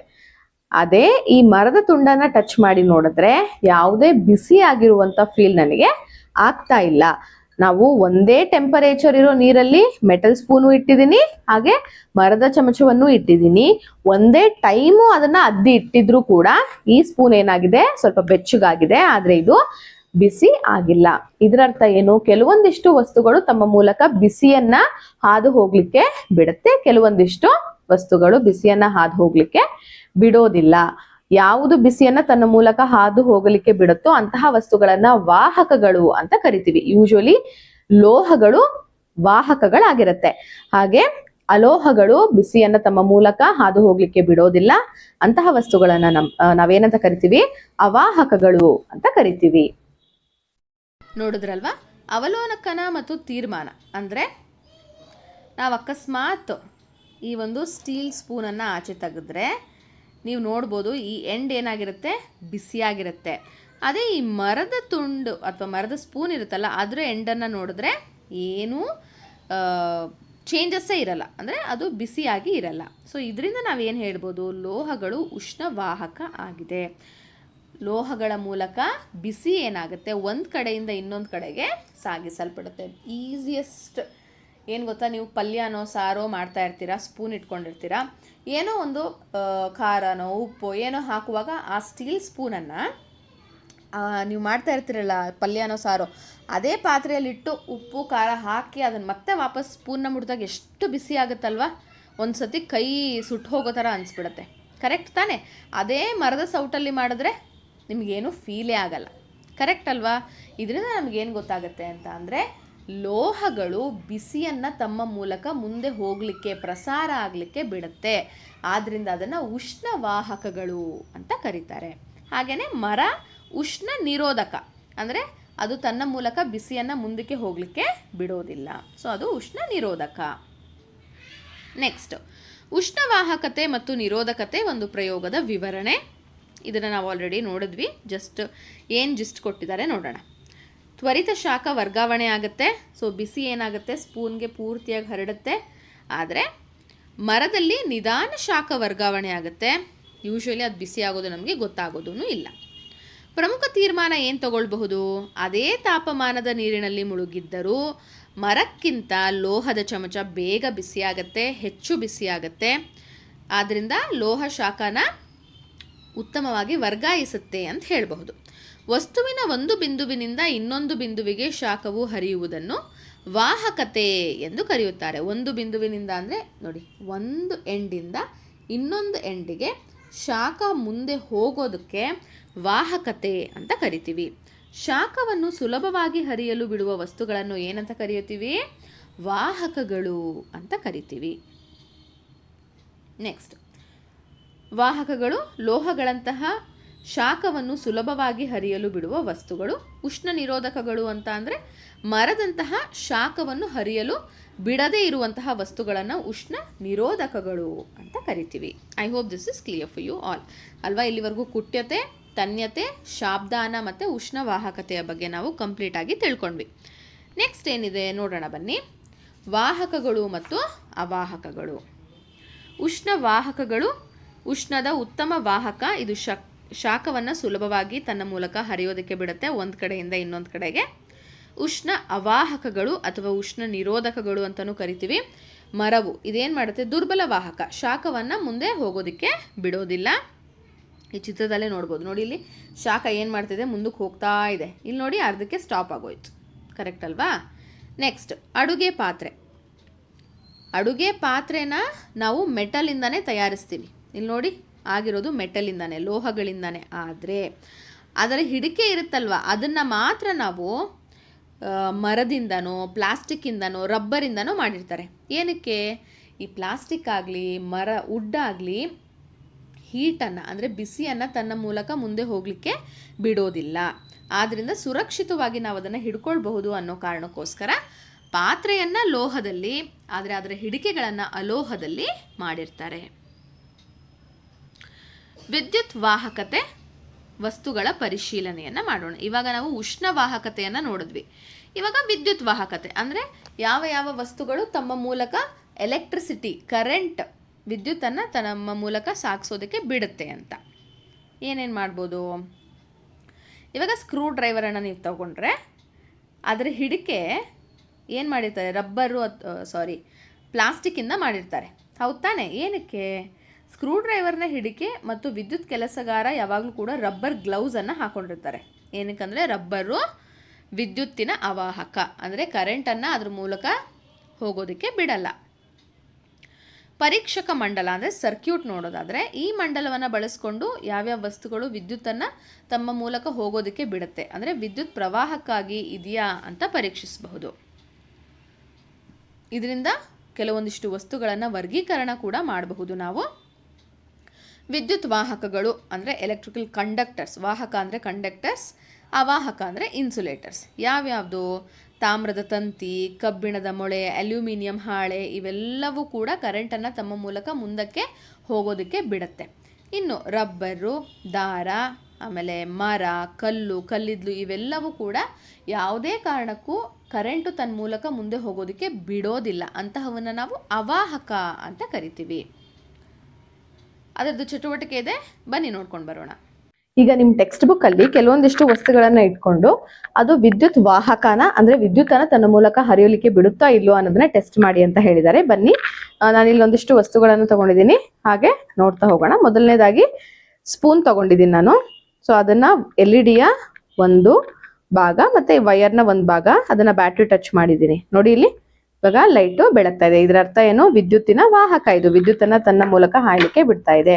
ಇದು ಅಲ್ಯೂಮಿನಿಯಂನ ಒಂದು ಸ್ಟಿಕ್, ಒಂದು ಮೊಳೆ. ನೋಡಿ, ಇದು ಕೂಡ ವಿದ್ಯುತ್ತನ್ನ ತನ್ನ ಮೂಲಕ ಹರಿಲಿಕ್ಕೆ ಬಿಡ್ತಾ ಇದೆ. ಸೊ ಇದು ಕೂಡ ವಿದ್ಯುತ್ತಿನ ವಾಹಕ. ಈಗ ನಾನು ಕಲ್ಲಿದ್ದಲನ್ನ ತಗೊಳ್ತಾ ಇದ್ದೀನಿ. ನೋಡಿ, ನಾನು ಎರಡೂ ಕಡೆ ಕನೆಕ್ಟ್ ಮಾಡಿದ್ರು ಕೂಡ ವಿದ್ಯುತ್ ಬೆಳಗ್ತಾ ಇಲ್ಲ, ಬಲ್ಬ್ ಬೆಳಗ್ತಾ ಇಲ್ಲ. ಇದರಿಂದ ನಾವೇನ್ ಹೇಳ್ಬೋದು? ಕರೆಂಟ್ ಇದ್ರ ಮೂಲಕ ಪಾಸ್ ಆಗಲ್ಲ. ಸೊ ವಿದ್ಯುತ್ತಿನ ಅವಾಹಕ ಅದು. ಮರದ ತುಂಡನ್ನ ತಗೊಂಡಿದ್ದೀನಿ, ಎರಡೂ ಕಡೆ ಕನೆಕ್ಟ್ ಮಾಡಿದ್ರು ಕೂಡ ಬಲ್ಬ್ ಬೆಳಗ್ತಾ ಇಲ್ಲ. ಸೊ ಮರದ ತುಂಡು ಏನು? ವಿದ್ಯುತ್ತಿನ ಅವಾಹಕ.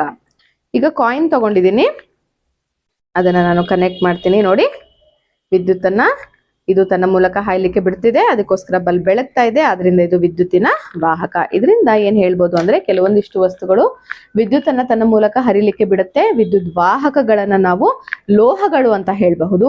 ಯಾವುದು ತನ್ನ ಮೂಲಕ ವಿದ್ಯುತ್ತನ್ನ ಹರಿಲಿಕ್ಕೆ ಬಿಡಲ್ವೋ ಅವುಗಳನ್ನ ನಾವೇನಂತ ಹೇಳ್ಬೋದು, ಅಲೋಹಗಳು ಅಂತ ನಾವು ಅದನ್ನ ಹೇಳಬಹುದು. ನೋಡಿದ್ರಲ್ವಾ? ಹಾಗೇನೆ ಬನ್ನಿ ಅಲ್ಲಿರುವಂತಹ ಕೋಷ್ಟಕ 4.2 ವಿವಿಧ ವಸ್ತುಗಳು ಅಥವಾ ಸಾಮಗ್ರಿಗಳಿಂದ ವಿದ್ಯುತ್ ವಾಹಕತೆ ಅದನ್ನು ಫಿಲ್ ಮಾಡೋಣ. ಮೊದಲು ಅಲ್ಯೂಮಿನಿಯಂನ ತೆಳುವಾದ ಹಾಳೆ ಚೂರು ಅವಲೋಕನ ಬಲ್ಬ್ ಬೆಳಗತ್ತೆ. ಸೊ ಅದರಿಂದ ಅದನ್ನು ವಿದ್ಯುತ್ತಿನ ಉತ್ತಮ ವಾಹಕ ಅಂತ ಹೇಳಬಹುದು.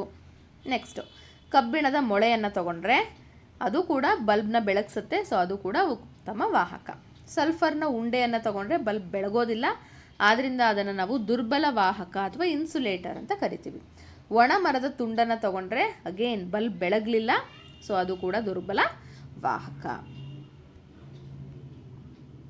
ವಿದ್ಯುತ್ ವಾಹಕಗಳು ಮತ್ತು ಅವಾಹಕಗಳು ಯಾವ್ಯಾವುದು?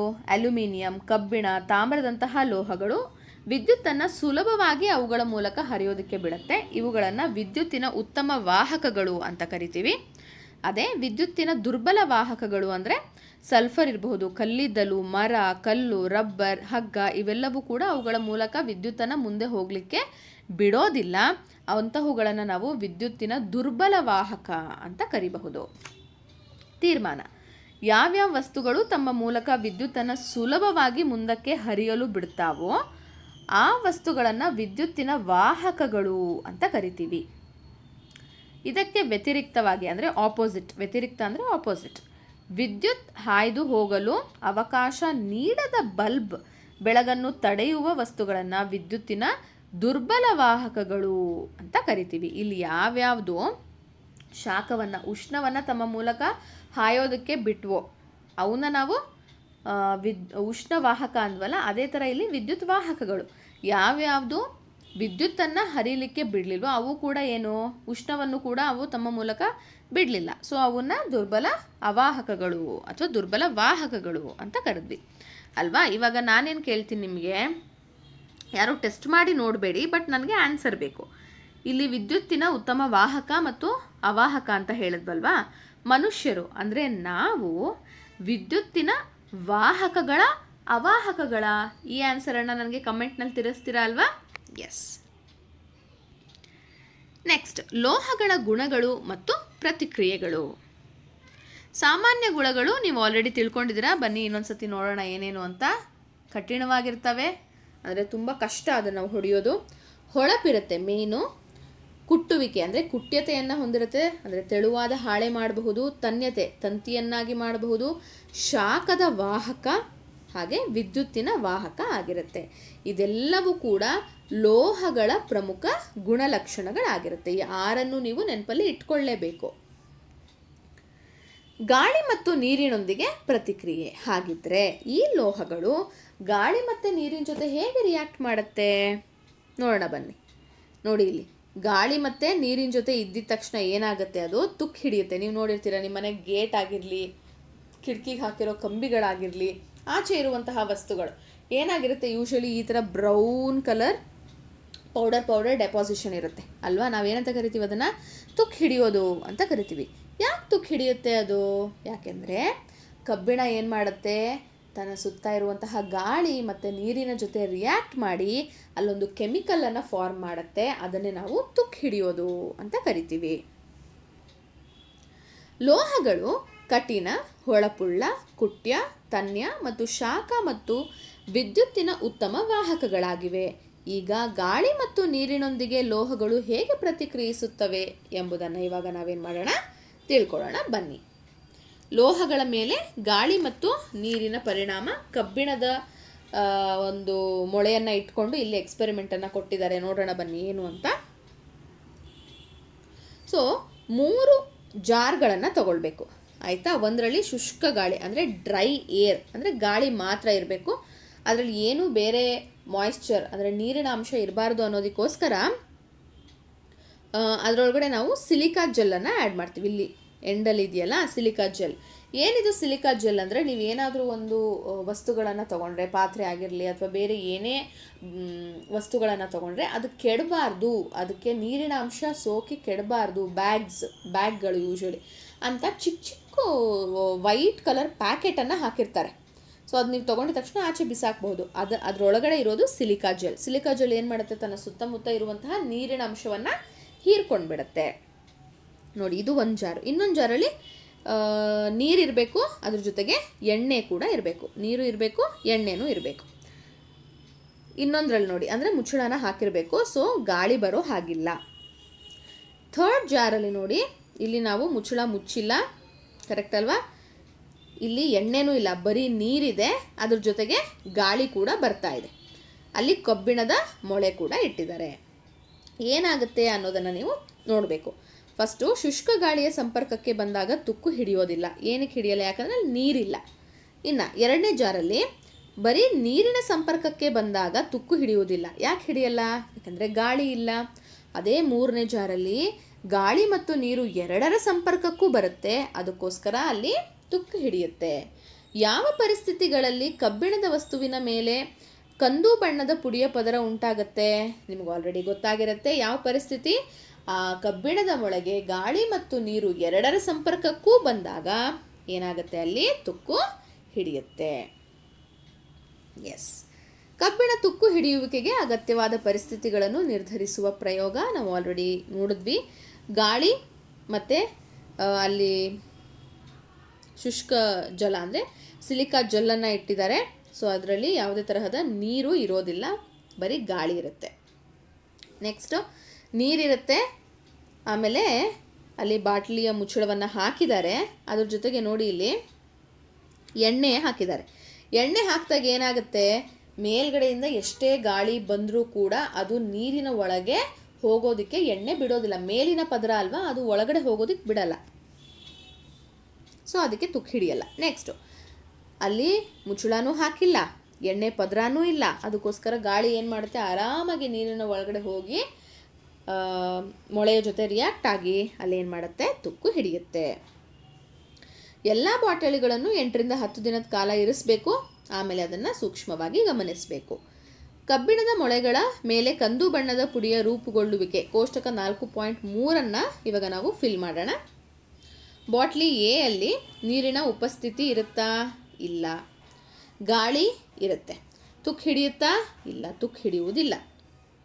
ನೆಕ್ಸ್ಟು ಬಿ ಅಲ್ಲಿ ನೀರಿನ ಉಪಸ್ಥಿತಿ ಇದೆಯಾ? ಹೌದು, ನೀರು ಮಾತ್ರ ಇದೆ. ಗಾಳಿ ಇದೆಯಾ? ಇಲ್ಲ. ಯಾಕೆ? ಎಣ್ಣೆ ಪದರವನ್ನು ಹಾಕಿದ್ದಾರೆ. ತುಕ್ಕು ಹಿಡಿಯುತ್ತಾ? ಇಲ್ಲ. ಇನ್ನು ಸಿ ಅಲ್ಲಿ ನೋಡಿದ್ರೆ ಗಾಳಿನೂ ಇದೆ, ನೀರೂ ಇದೆ, ಅದಕ್ಕೋಸ್ಕರ ಏನಾಗಿದೆ, ಇಲ್ಲಿ ತುಕ್ಕು ಹಿಡಿದಿದೆ. ಇದರಿಂದ ನಮಗೇನು ಗೊತ್ತಾಗುತ್ತೆ, ಮೇಯ್ನಾಗಿ ರಸ್ಟ್ ಅಂದರೆ ತುಕ್ಕು ಹಿಡಿಯೋದಕ್ಕೆ ಗಾಳಿ ಮತ್ತು ನೀರಿನ ಎರಡರ ಅವಶ್ಯಕತೆ ಇದೆ ಅನ್ನೋದು ಇದರಿಂದ ನಮಗೆ ಗೊತ್ತಾಗುತ್ತೆ. ನೆಕ್ಸ್ಟ್ ನೋಡ್ತಾ ಹೋದರೆ ರಸ್ಟಿಂಗ್ ಐರನ್, ಕಬ್ಬಿಣದ ಮೊಳೆ, ನೀರು, ಗಾಳಿ, ತೇವಾಂಶ ಎರಡೂ ಇರೋದ್ರಿಂದ ಈ ಪ್ರಕ್ರಿಯೆಯನ್ನು ತುಕ್ಕು ಹಿಡಿಯುವಿಕೆ ಅಂತೀವಿ. ಅಂದರೆ ಕಬ್ಬಿಣದ ಮೇಲೆ ತುಕ್ಕು ಹಿಡಿಯಲು ನೀರು ಮತ್ತು ಗಾಳಿ ಎರಡೂ ಅಗತ್ಯ. ಈ ಪ್ರಕ್ರಿಯೆಯನ್ನು ನಾವು ತುಕ್ಕು ಹಿಡಿಯುವಿಕೆ ಎಂದು ಕರಿತೀವಿ. ಕಬ್ಬಿಣ ಅಷ್ಟೇ ಅಲ್ಲದೆ ಬೇರೆ ಲೋಹಗಳಲ್ಲೂ ಕೂಡ ಈ ತುಕ್ಕು ಹಿಡಿಯೋದನ್ನು ನೋಡ್ಬೋದು. ತಾಮ್ರದ ಪಾತ್ರೆ ಮೇಲೆ ಗ್ರೀನ್ ಕಲರ್ ಪ್ಯಾಚಸ್ನ ನೀವು ನೋಡ್ಬೋದಲ್ವಾ, ಅದೇನೂ ಅಲ್ಲ, ಅದು ಕೂಡ ರಸ್ಟೇನೆ ಅಂದರೆ ತುಕ್ಕೇನೆ. ಇತರೆ ಲೋಹಗಳಾದ ತಾಮ್ರ ಮತ್ತು ಬೆಳ್ಳಿಯ ಮೇಲೂ ಕೂಡ ಹಸಿರು ಮತ್ತು ಕಪ್ಪು ಲೇಪನ ಉಂಟಾಗುತ್ತೆ. ಬೆಳ್ಳಿನ ನೀವು ತುಂಬ ಆಚೆ ಇಟ್ಬಿಟ್ರೆ ಅದು ಕೂಡ ಬ್ಲ್ಯಾಕ್ ಪ್ಯಾಚ್ ಇರುತ್ತೆ, ಅದೇನೂ ಅಲ್ಲ, ಅದು ಕೂಡ ತುಕ್ಕು. ಸಂರಕ್ಷಣಾ ಸಾಮಾನ್ಯ ವ್ಯಾಖ್ಯಾನ. ಇದನ್ನೇನು ಮಾಡಬೇಕು, ಗಾಳಿ, ನೀರು ಅಥವಾ ಯಾವುದೇ ಒಂದು ವಸ್ತುಗಳಿಂದ ಲೋಹದ ಮೇಲ್ಮೈ ಕ್ರಮೇಣ ಸವಿಯೋದನ್ನು ಸಂರಕ್ಷಣೆ ಅಂದರೆ ಸೇವಿಂಗ್ ಅಂತ ಕರೀತಾರೆ. ಕಬ್ಬಿಣದ ತುಕ್ಕು ಹಿಡಿಯುವಿಕೆಯು ಸಂರಕ್ಷಣದ ಒಂದು ವಿಧಾನವಾಗಿದೆ. ಲೋಹಗಳ ಸವಕಳಿ ಮತ್ತು ತುಕ್ಕು ಹಿಡಿಯುವಿಕೆ. ಸವಕಳಿ ಗಾಳಿ, ನೀರು ಅಥವಾ ಇತರ ರಾಸಾಯನಿಕಗಳಿಂದ ಲೋಹದ ಮೇಲ್ಮೈ ಕ್ರಮೇಣ ಹಾಳಾಗುವುದನ್ನು ಏನಂತ ಕರಿತೀವಿ ನಾವು? ಸವಕಳಿ ಅಂತ ಕರಿತೀವಿ. ಇತರ ಲೋಹಗಳಾದ ತಾಮ್ರದ ಮೇಲೆ ಹಸಿರು ಲೇಪನ ಇರಬಹುದು, ಬೆಳ್ಳಿಯ ಮೇಲೆ ಕಪ್ಪು ಪದರ ಇರಬಹುದು. ತಾಮ್ರದ ವಸ್ತುಗಳ ಮೇಲೆ ಹಸಿರು ಲೇಪನ, ಬೆಳ್ಳಿ ವಸ್ತುಗಳ ಮೇಲೆ ಕಪ್ಪು ಲೇಪನ ಕೂಡ ಈ ಒಂದು ಸವಕಳಿಯ ಘಟಕ. ಕಬ್ಬಿಣದ ತುಕ್ಕು ಹಿಡಿಯುವಿಕೆ. ಕಬ್ಬಿಣದ ಮೇಲೆ ಕಂದು ಬಣ್ಣದ ಪುಡಿಯ ಪದರ ಉಂಟಾಗುವುದನ್ನು ತುಕ್ಕು ಹಿಡಿಯೋದು ಅಂತ ಕರಿತೀವಿ. ಇದು ನಮ್ಮ ದೇಶದಲ್ಲಿ ಆ್ಯಕ್ಚುಲಿ ಒಂದು ಗಂಭೀರ ಸಮಸ್ಯೆ. ಪ್ರತಿ ವರ್ಷ ತುಕ್ಕು ಹಿಡಿಯುವಿಕೆಯಿಂದ ಉಂಟಾದ ಹಾನಿ ಏನಿರ್ತಲ್ವಾ ಅದನ್ನು ಸರಿಪಡಿಸೋದಕ್ಕೋಸ್ಕರ ನಮ್ಮ ಸರ್ಕಾರ ಸಾಕಷ್ಟು ಹಣವನ್ನು ಖರ್ಚು ಮಾಡ್ತಾ ಇದೆ. ಹಾಗಿದ್ರೆ ಈ ಕಬ್ಬಿಣದ ತುಕ್ಕು ಹಿಡಿಯುವಿಕೆಯನ್ನು ತಡೆಯೋದಕ್ಕೆ ಏನಾದರೂ ವಿಧಾನ ಇದೆಯಾ? ಎಸ್, ಕಬ್ಬಿಣದ ತುಕ್ಕು ಹಿಡಿಯುವಿಕೆಯನ್ನು ಅನೇಕ ವಿಧಾನಗಳಿಂದ ತಡಿಬಹುದು. ಏನೇನು ನೋಡೋಣ ಅಲ್ವಾ? ಅವುಗಳೆಂದರೆ ಬಣ್ಣ ಹಚ್ಚುವಿಕೆ ಅಂದರೆ ಪೇಂಟ್ ಮಾಡೋದು, ತೈಲ ಲೇಪನ ಆಯಿಲ್ ಗ್ರೀಸ್ ಮಾಡೋದು, ಅಪಘರ್ಷಕ ತೈಲದ ಬಳಕೆ ಇರಬಹುದು, ಗ್ರೀಸ್, ಅಪಘರ್ಷಕ ಅಂದರೆ ಗ್ರೀಸ್. ಆಮೇಲೆ ಕಬ್ಬಿಣದ ಮೇಲೆ ಸತುವಿನ ಪದರದ ಲೇಪನ ಜಿಂಕ್ ಹಾಕೋದು, ಗ್ಯಾಲ್ವನೈಸೇಷನ್ ಅಂತೀವಿ. ಸೊ ಪೇಂಟಿಂಗ್ ಇರಬಹುದು, ಆಮೇಲೆ ಎಣ್ಣೆ ಹಾಕೋದಿರಬಹುದು, ಆಮೇಲೆ ಇದು ಗ್ರೀಸ್ ತುಕ್ಕು ನಿರೋಧಕ ತೈಲ ಅದನ್ನು ಹಾಕೋದಿರಬಹುದು, ಅಥವಾ ಸತುವಿನ ಲೇಪನ ಅಂದರೆ ಜಿಂಕ್ನ ಅದ್ರ ಮೇಲೆ ಪದರವನ್ನು ಲೇಪಿಸುವಂಥದ್ದು ಇರಬಹುದು. ಸತುವಿನ ಲೇಪನ ಮಾಡೋದಕ್ಕೆ ಏನಂತ ಕರಿತೀವಿ? ಗ್ಯಾಲ್ವನೀಕರಣ ಅಂತ ನಾವು ಅದನ್ನು ಕರಿತೀವಿ, ಅಥವಾ ಸತುವಿನ ಪದರ ಹಾಕೋದು ಅಂತ ಕರಿತೀವಿ. ಕಬ್ಬಿಣದ ಸ್ತಂಭ, ಇದು ಡೆಲ್ಲಿನಲ್ಲಿದೆ. ಪ್ರಾಚೀನ ಭಾರತೀಯ ಲೋಹಶಾಸ್ತ್ರದ ಅದ್ಭುತ ಇದೊಂದು. ದೆಹಲಿಯ ಈ ಸ್ತಂಭವನ್ನು 1600ರಲ್ಲಿ ಹಿಂದೆ ರಾಜಧಾನಿ ಮೆಹರೌಲಿಯ ಜ್ಯೋತಿ ಬೆಟ್ಟದ ಮೇಲೆ ಇದನ್ನು ಸ್ಥಾಪಿಸಲಾಗಿತ್ತು. ಇದರ ಸ್ಥಾಪನೆ ಯಾವಾಗ? 1600 ವರ್ಷಗಳ ಹಿಂದೆ. ಈ ಸ್ತಂಭವು 1600 ವರ್ಷಗಳಿಂದಲೂ ಬಿಸಿಲು, ಮಳೆ, ಚಳಿ ವಾತಾವರಣದಲ್ಲಿದ್ದರೂ ಕೂಡ ಇದಕ್ಕೆ ಯಾವುದೇ ತುಕ್ಕು ಹಿಡಿದಿಲ್ಲ. ಇಷ್ಟು ದೀರ್ಘಕಾಲದ ಸಂರಕ್ಷಣೆಯು ಹಳೆಯ ಭಾರತದಲ್ಲಿ ಲೋಹ ತಂತ್ರಜ್ಞಾನದಲ್ಲಿ ಉನ್ನತ ಮಟ್ಟದ ಕೌಶಲ್ಯವನ್ನು ಅದೇನು ಮಾಡುತ್ತೆ ನಮಗೆ ತಿಳಿಸ್ಕೊಡುತ್ತೆ. ಅಂದರೆ ಇದನ್ನು ಹೇಗೆ ತಯಾರಿಸಿದ್ದಾರೆ ಅಂದರೆ ತುಕ್ಕು ಹಿಡಿಯೋದಕ್ಕೆ ಪ್ರತಿರೋಧಿಸಬೇಕು. ತುಕ್ಕು ಹಿಡಿಯುವಂತಹ ಯಾವುದೇ ಅಂಶವನ್ನು ಅದು ತಡೆಗಟ್ಟಿ ಅದನ್ನು ನಿಭಾಯಿಸುವಂತಹ ಒಂದು ಕೌಶಲ್ಯತೆಯನ್ನು ಆ ಒಂದು ಕಬ್ಬಿಣದ ಸ್ತಂಭ ಹೊಂದಿದೆ. ಇವಾಗ ಕಬ್ಬಿಣ ನೋಡಿದ್ವಿ ಅಲ್ವಾ? ಈಗ ಇತರ ಲೋಹಗಳ ಮೇಲೆ ಗಾಳಿ ಮತ್ತು ನೀರಿನ ಪ್ರಭಾವ ಹೇಗಿರುತ್ತೆ ಅನ್ನೋದನ್ನು ನೋಡೋಣ. ಇವಾಗ ಒಂದು ಚಟುವಟಿಕೆ 4.6 ನಾವೀಗ ಪರೀಕ್ಷಿಸೋಣ ಅಂತ ಇದೆ. ಏನೇನು ಸೂಚನೆ ಅಂದರೆ ರಕ್ಷಣಾತ್ಮಕ ಕನ್ನಡಕ ಮತ್ತು ಸುರಕ್ಷಿತ ಅಂತರವನ್ನು ಹೊಂದಿರಬೇಕು. ಸೊ ಇಲ್ಲಿ ನೋಡಿ 3ರಿಂದ 4 ಸೆಂಟಿಮೀಟರ್ ಮೆಗ್ನೀಷಿಯಮ್ ರಿಬ್ಬನ್, ಇದು ಮೆಗ್ನೀಷಿಯಮ್ ರಿಬ್ಬನನ್ನು ತೊಗೊಂಡು ಅದನ್ನು ಸ್ವಲ್ಪ ಉಜ್ಜಿಬಿಟ್ಟು ಕ್ಲೀನ್ ಮಾಡ್ಕೋಬೇಕು. ಆಮೇಲೆ ಅದನ್ನು ಈ ಥರ ಬಿಸಿ ಮಾಡಬೇಕು.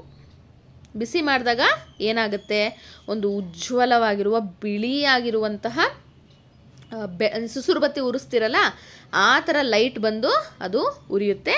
ಹಾಗೆ ಬಿಳಿ ಪುಡಿಯನ್ನು ಕೂಡ ಅದೇನು ಮಾಡುತ್ತೆ, ಬೀಳಿಸುತ್ತೆ. ಅದನ್ನು ನಾವೇನಂತ ಕರಿತೀವಿ? ಮೆಗ್ನೀಷಿಯಮ್ ಆಕ್ಸೈಡ್ ಅಂತ ಕರಿತೀವಿ. ಈ ಬಿಳಿ ಪುಡಿಗೆ ಬಿಸಿ ನೀರನ್ನು ಸೇರಿಸ್ಬಿಟ್ಟು ಅದನ್ನೇನು ಮಾಡಬೇಕು, ಚೆನ್ನಾಗಿ ಮಿಕ್ಸ್ ಮಾಡಿ pH ಇಂಡಿಕೇಟರ್ ಅಥವಾ pH ಶೀಟನ್ನು ತಗೊಂಡು ನಾವು ಅದನ್ನು ಪರೀಕ್ಷಿಸಬೇಕು. ಆಮ್ಲನ ಪ್ರತ್ಯಾಮ್ಲನ ಅನ್ನೋದನ್ನು ನಾವು ಕಂಡುಹಿಡಿಬೇಕು. ಮೆಗ್ನೀಷಿಯಮ್ ಆಕ್ಸೈಡ್ನ ಸ್ವಭಾವವನ್ನು ಪರೀಕ್ಷಿಸುವುದು ಹೇಗೆ ಪರೀಕ್ಷಿಸ್ತೀವಿ? ಮೆಗ್ನೀಷಿಯಮ್ ರಿಬ್ಬನ್ ಉರಿಯುತ್ತೆ, ಇಲ್ಲಿ ನೋಡಿ ಲೈಟ್ ಕಾಣಿಸ್ತಿದೆಯಲ್ವಾ, ಬಿಳಿದಾಗಿರುವಂತಹ ಪುಡಿ ಬರುತ್ತೆ. ಅದನ್ನ ನೀರಲ್ಲಿ ಕರಗಿಸಿದ ಮೇಲೆ ಕೆಂಪು ಲಿಟ್ಮಸ್ ಕಾಗದ ಏನಾಗುತ್ತೆ, ನೀಲಿ ಬಣ್ಣಕ್ಕೆ ತಿರುಗುತ್ತೆ. ಸೊ ನೀಲಿ ಲಿಟ್ಮಸ್ ಕಾಗದ ಯಾವುದೇ ಕಲರ್ ಚೇಂಜನ್ನು ಮಾಡೋದಿಲ್ಲ. ಸೊ ಕೆಂಪು ಲಿಟ್ಮಸ್ ಕಾಗದ ಏನಾಗ್ತಾ ಇದೆ, ಇಲ್ಲಿ ಬ್ಲೂ ಕಲರ್ ಆಗ್ತಾ ಇದೆ ಅಲ್ವಾ? ಆದ್ದರಿಂದ ನಾವೇನಂತ ಹೇಳ್ಬೋದು, ಮೆಗ್ನೀಷಿಯಮ್ ಆಕ್ಸೈಡ್ ಒಂದು ಪ್ರತ್ಯಾಮ್ಲ. ಕೆಂಪು ಲಿಟ್ಮಸ್ ಕಾಗದ ನೀಲಿ ಆದರೆ ಅದು ಪ್ರತ್ಯಾಮ್ಲ ಅನ್ನೋದನ್ನು ನೀವು ಆಲ್ರೆಡಿ ತಿಳ್ಕೊಂಡಿದ್ದೀರಾ. ನೆಕ್ಸ್ಟ್, ಸೋಡಿಯಂ ಲೋಹದ ಸಂಗ್ರಹಣೆ. ಹಾಗಿದ್ರೆ ಈ ಸೋಡಿಯಂ ಅನ್ನುವಂತಹ ಲೋಹ ಇದೆ, ಅದನ್ನು ಚಾಕುನಲ್ಲೇ ಕಟ್ ಮಾಡ್ಬೋದು, ಸಾಫ್ಟ್ ಆಗಿರುತ್ತೆ ಅನ್ನೋದನ್ನು ನಾವು ಆಲ್ರೆಡಿ ನೋಡ್ಕೊಂಡ್ವಿ ಅಲ್ವಾ? ಆದರೆ ಅದನ್ನು ಹೇಗೆ ಸಂಗ್ರಹಣೆ ಮಾಡೋದು, ಸ್ಟೋರ್ ಮಾಡೋದು? ಯೂಶ್ವಲಿ ಅದನ್ನು ನಾವು ಸೀಮೆ ಎಣ್ಣೆಯಲ್ಲಿ ಏನು ಮಾಡ್ತೀವಿ, ಅದನ್ನು ಸಂಗ್ರಹಿಸ್ತೀವಿ.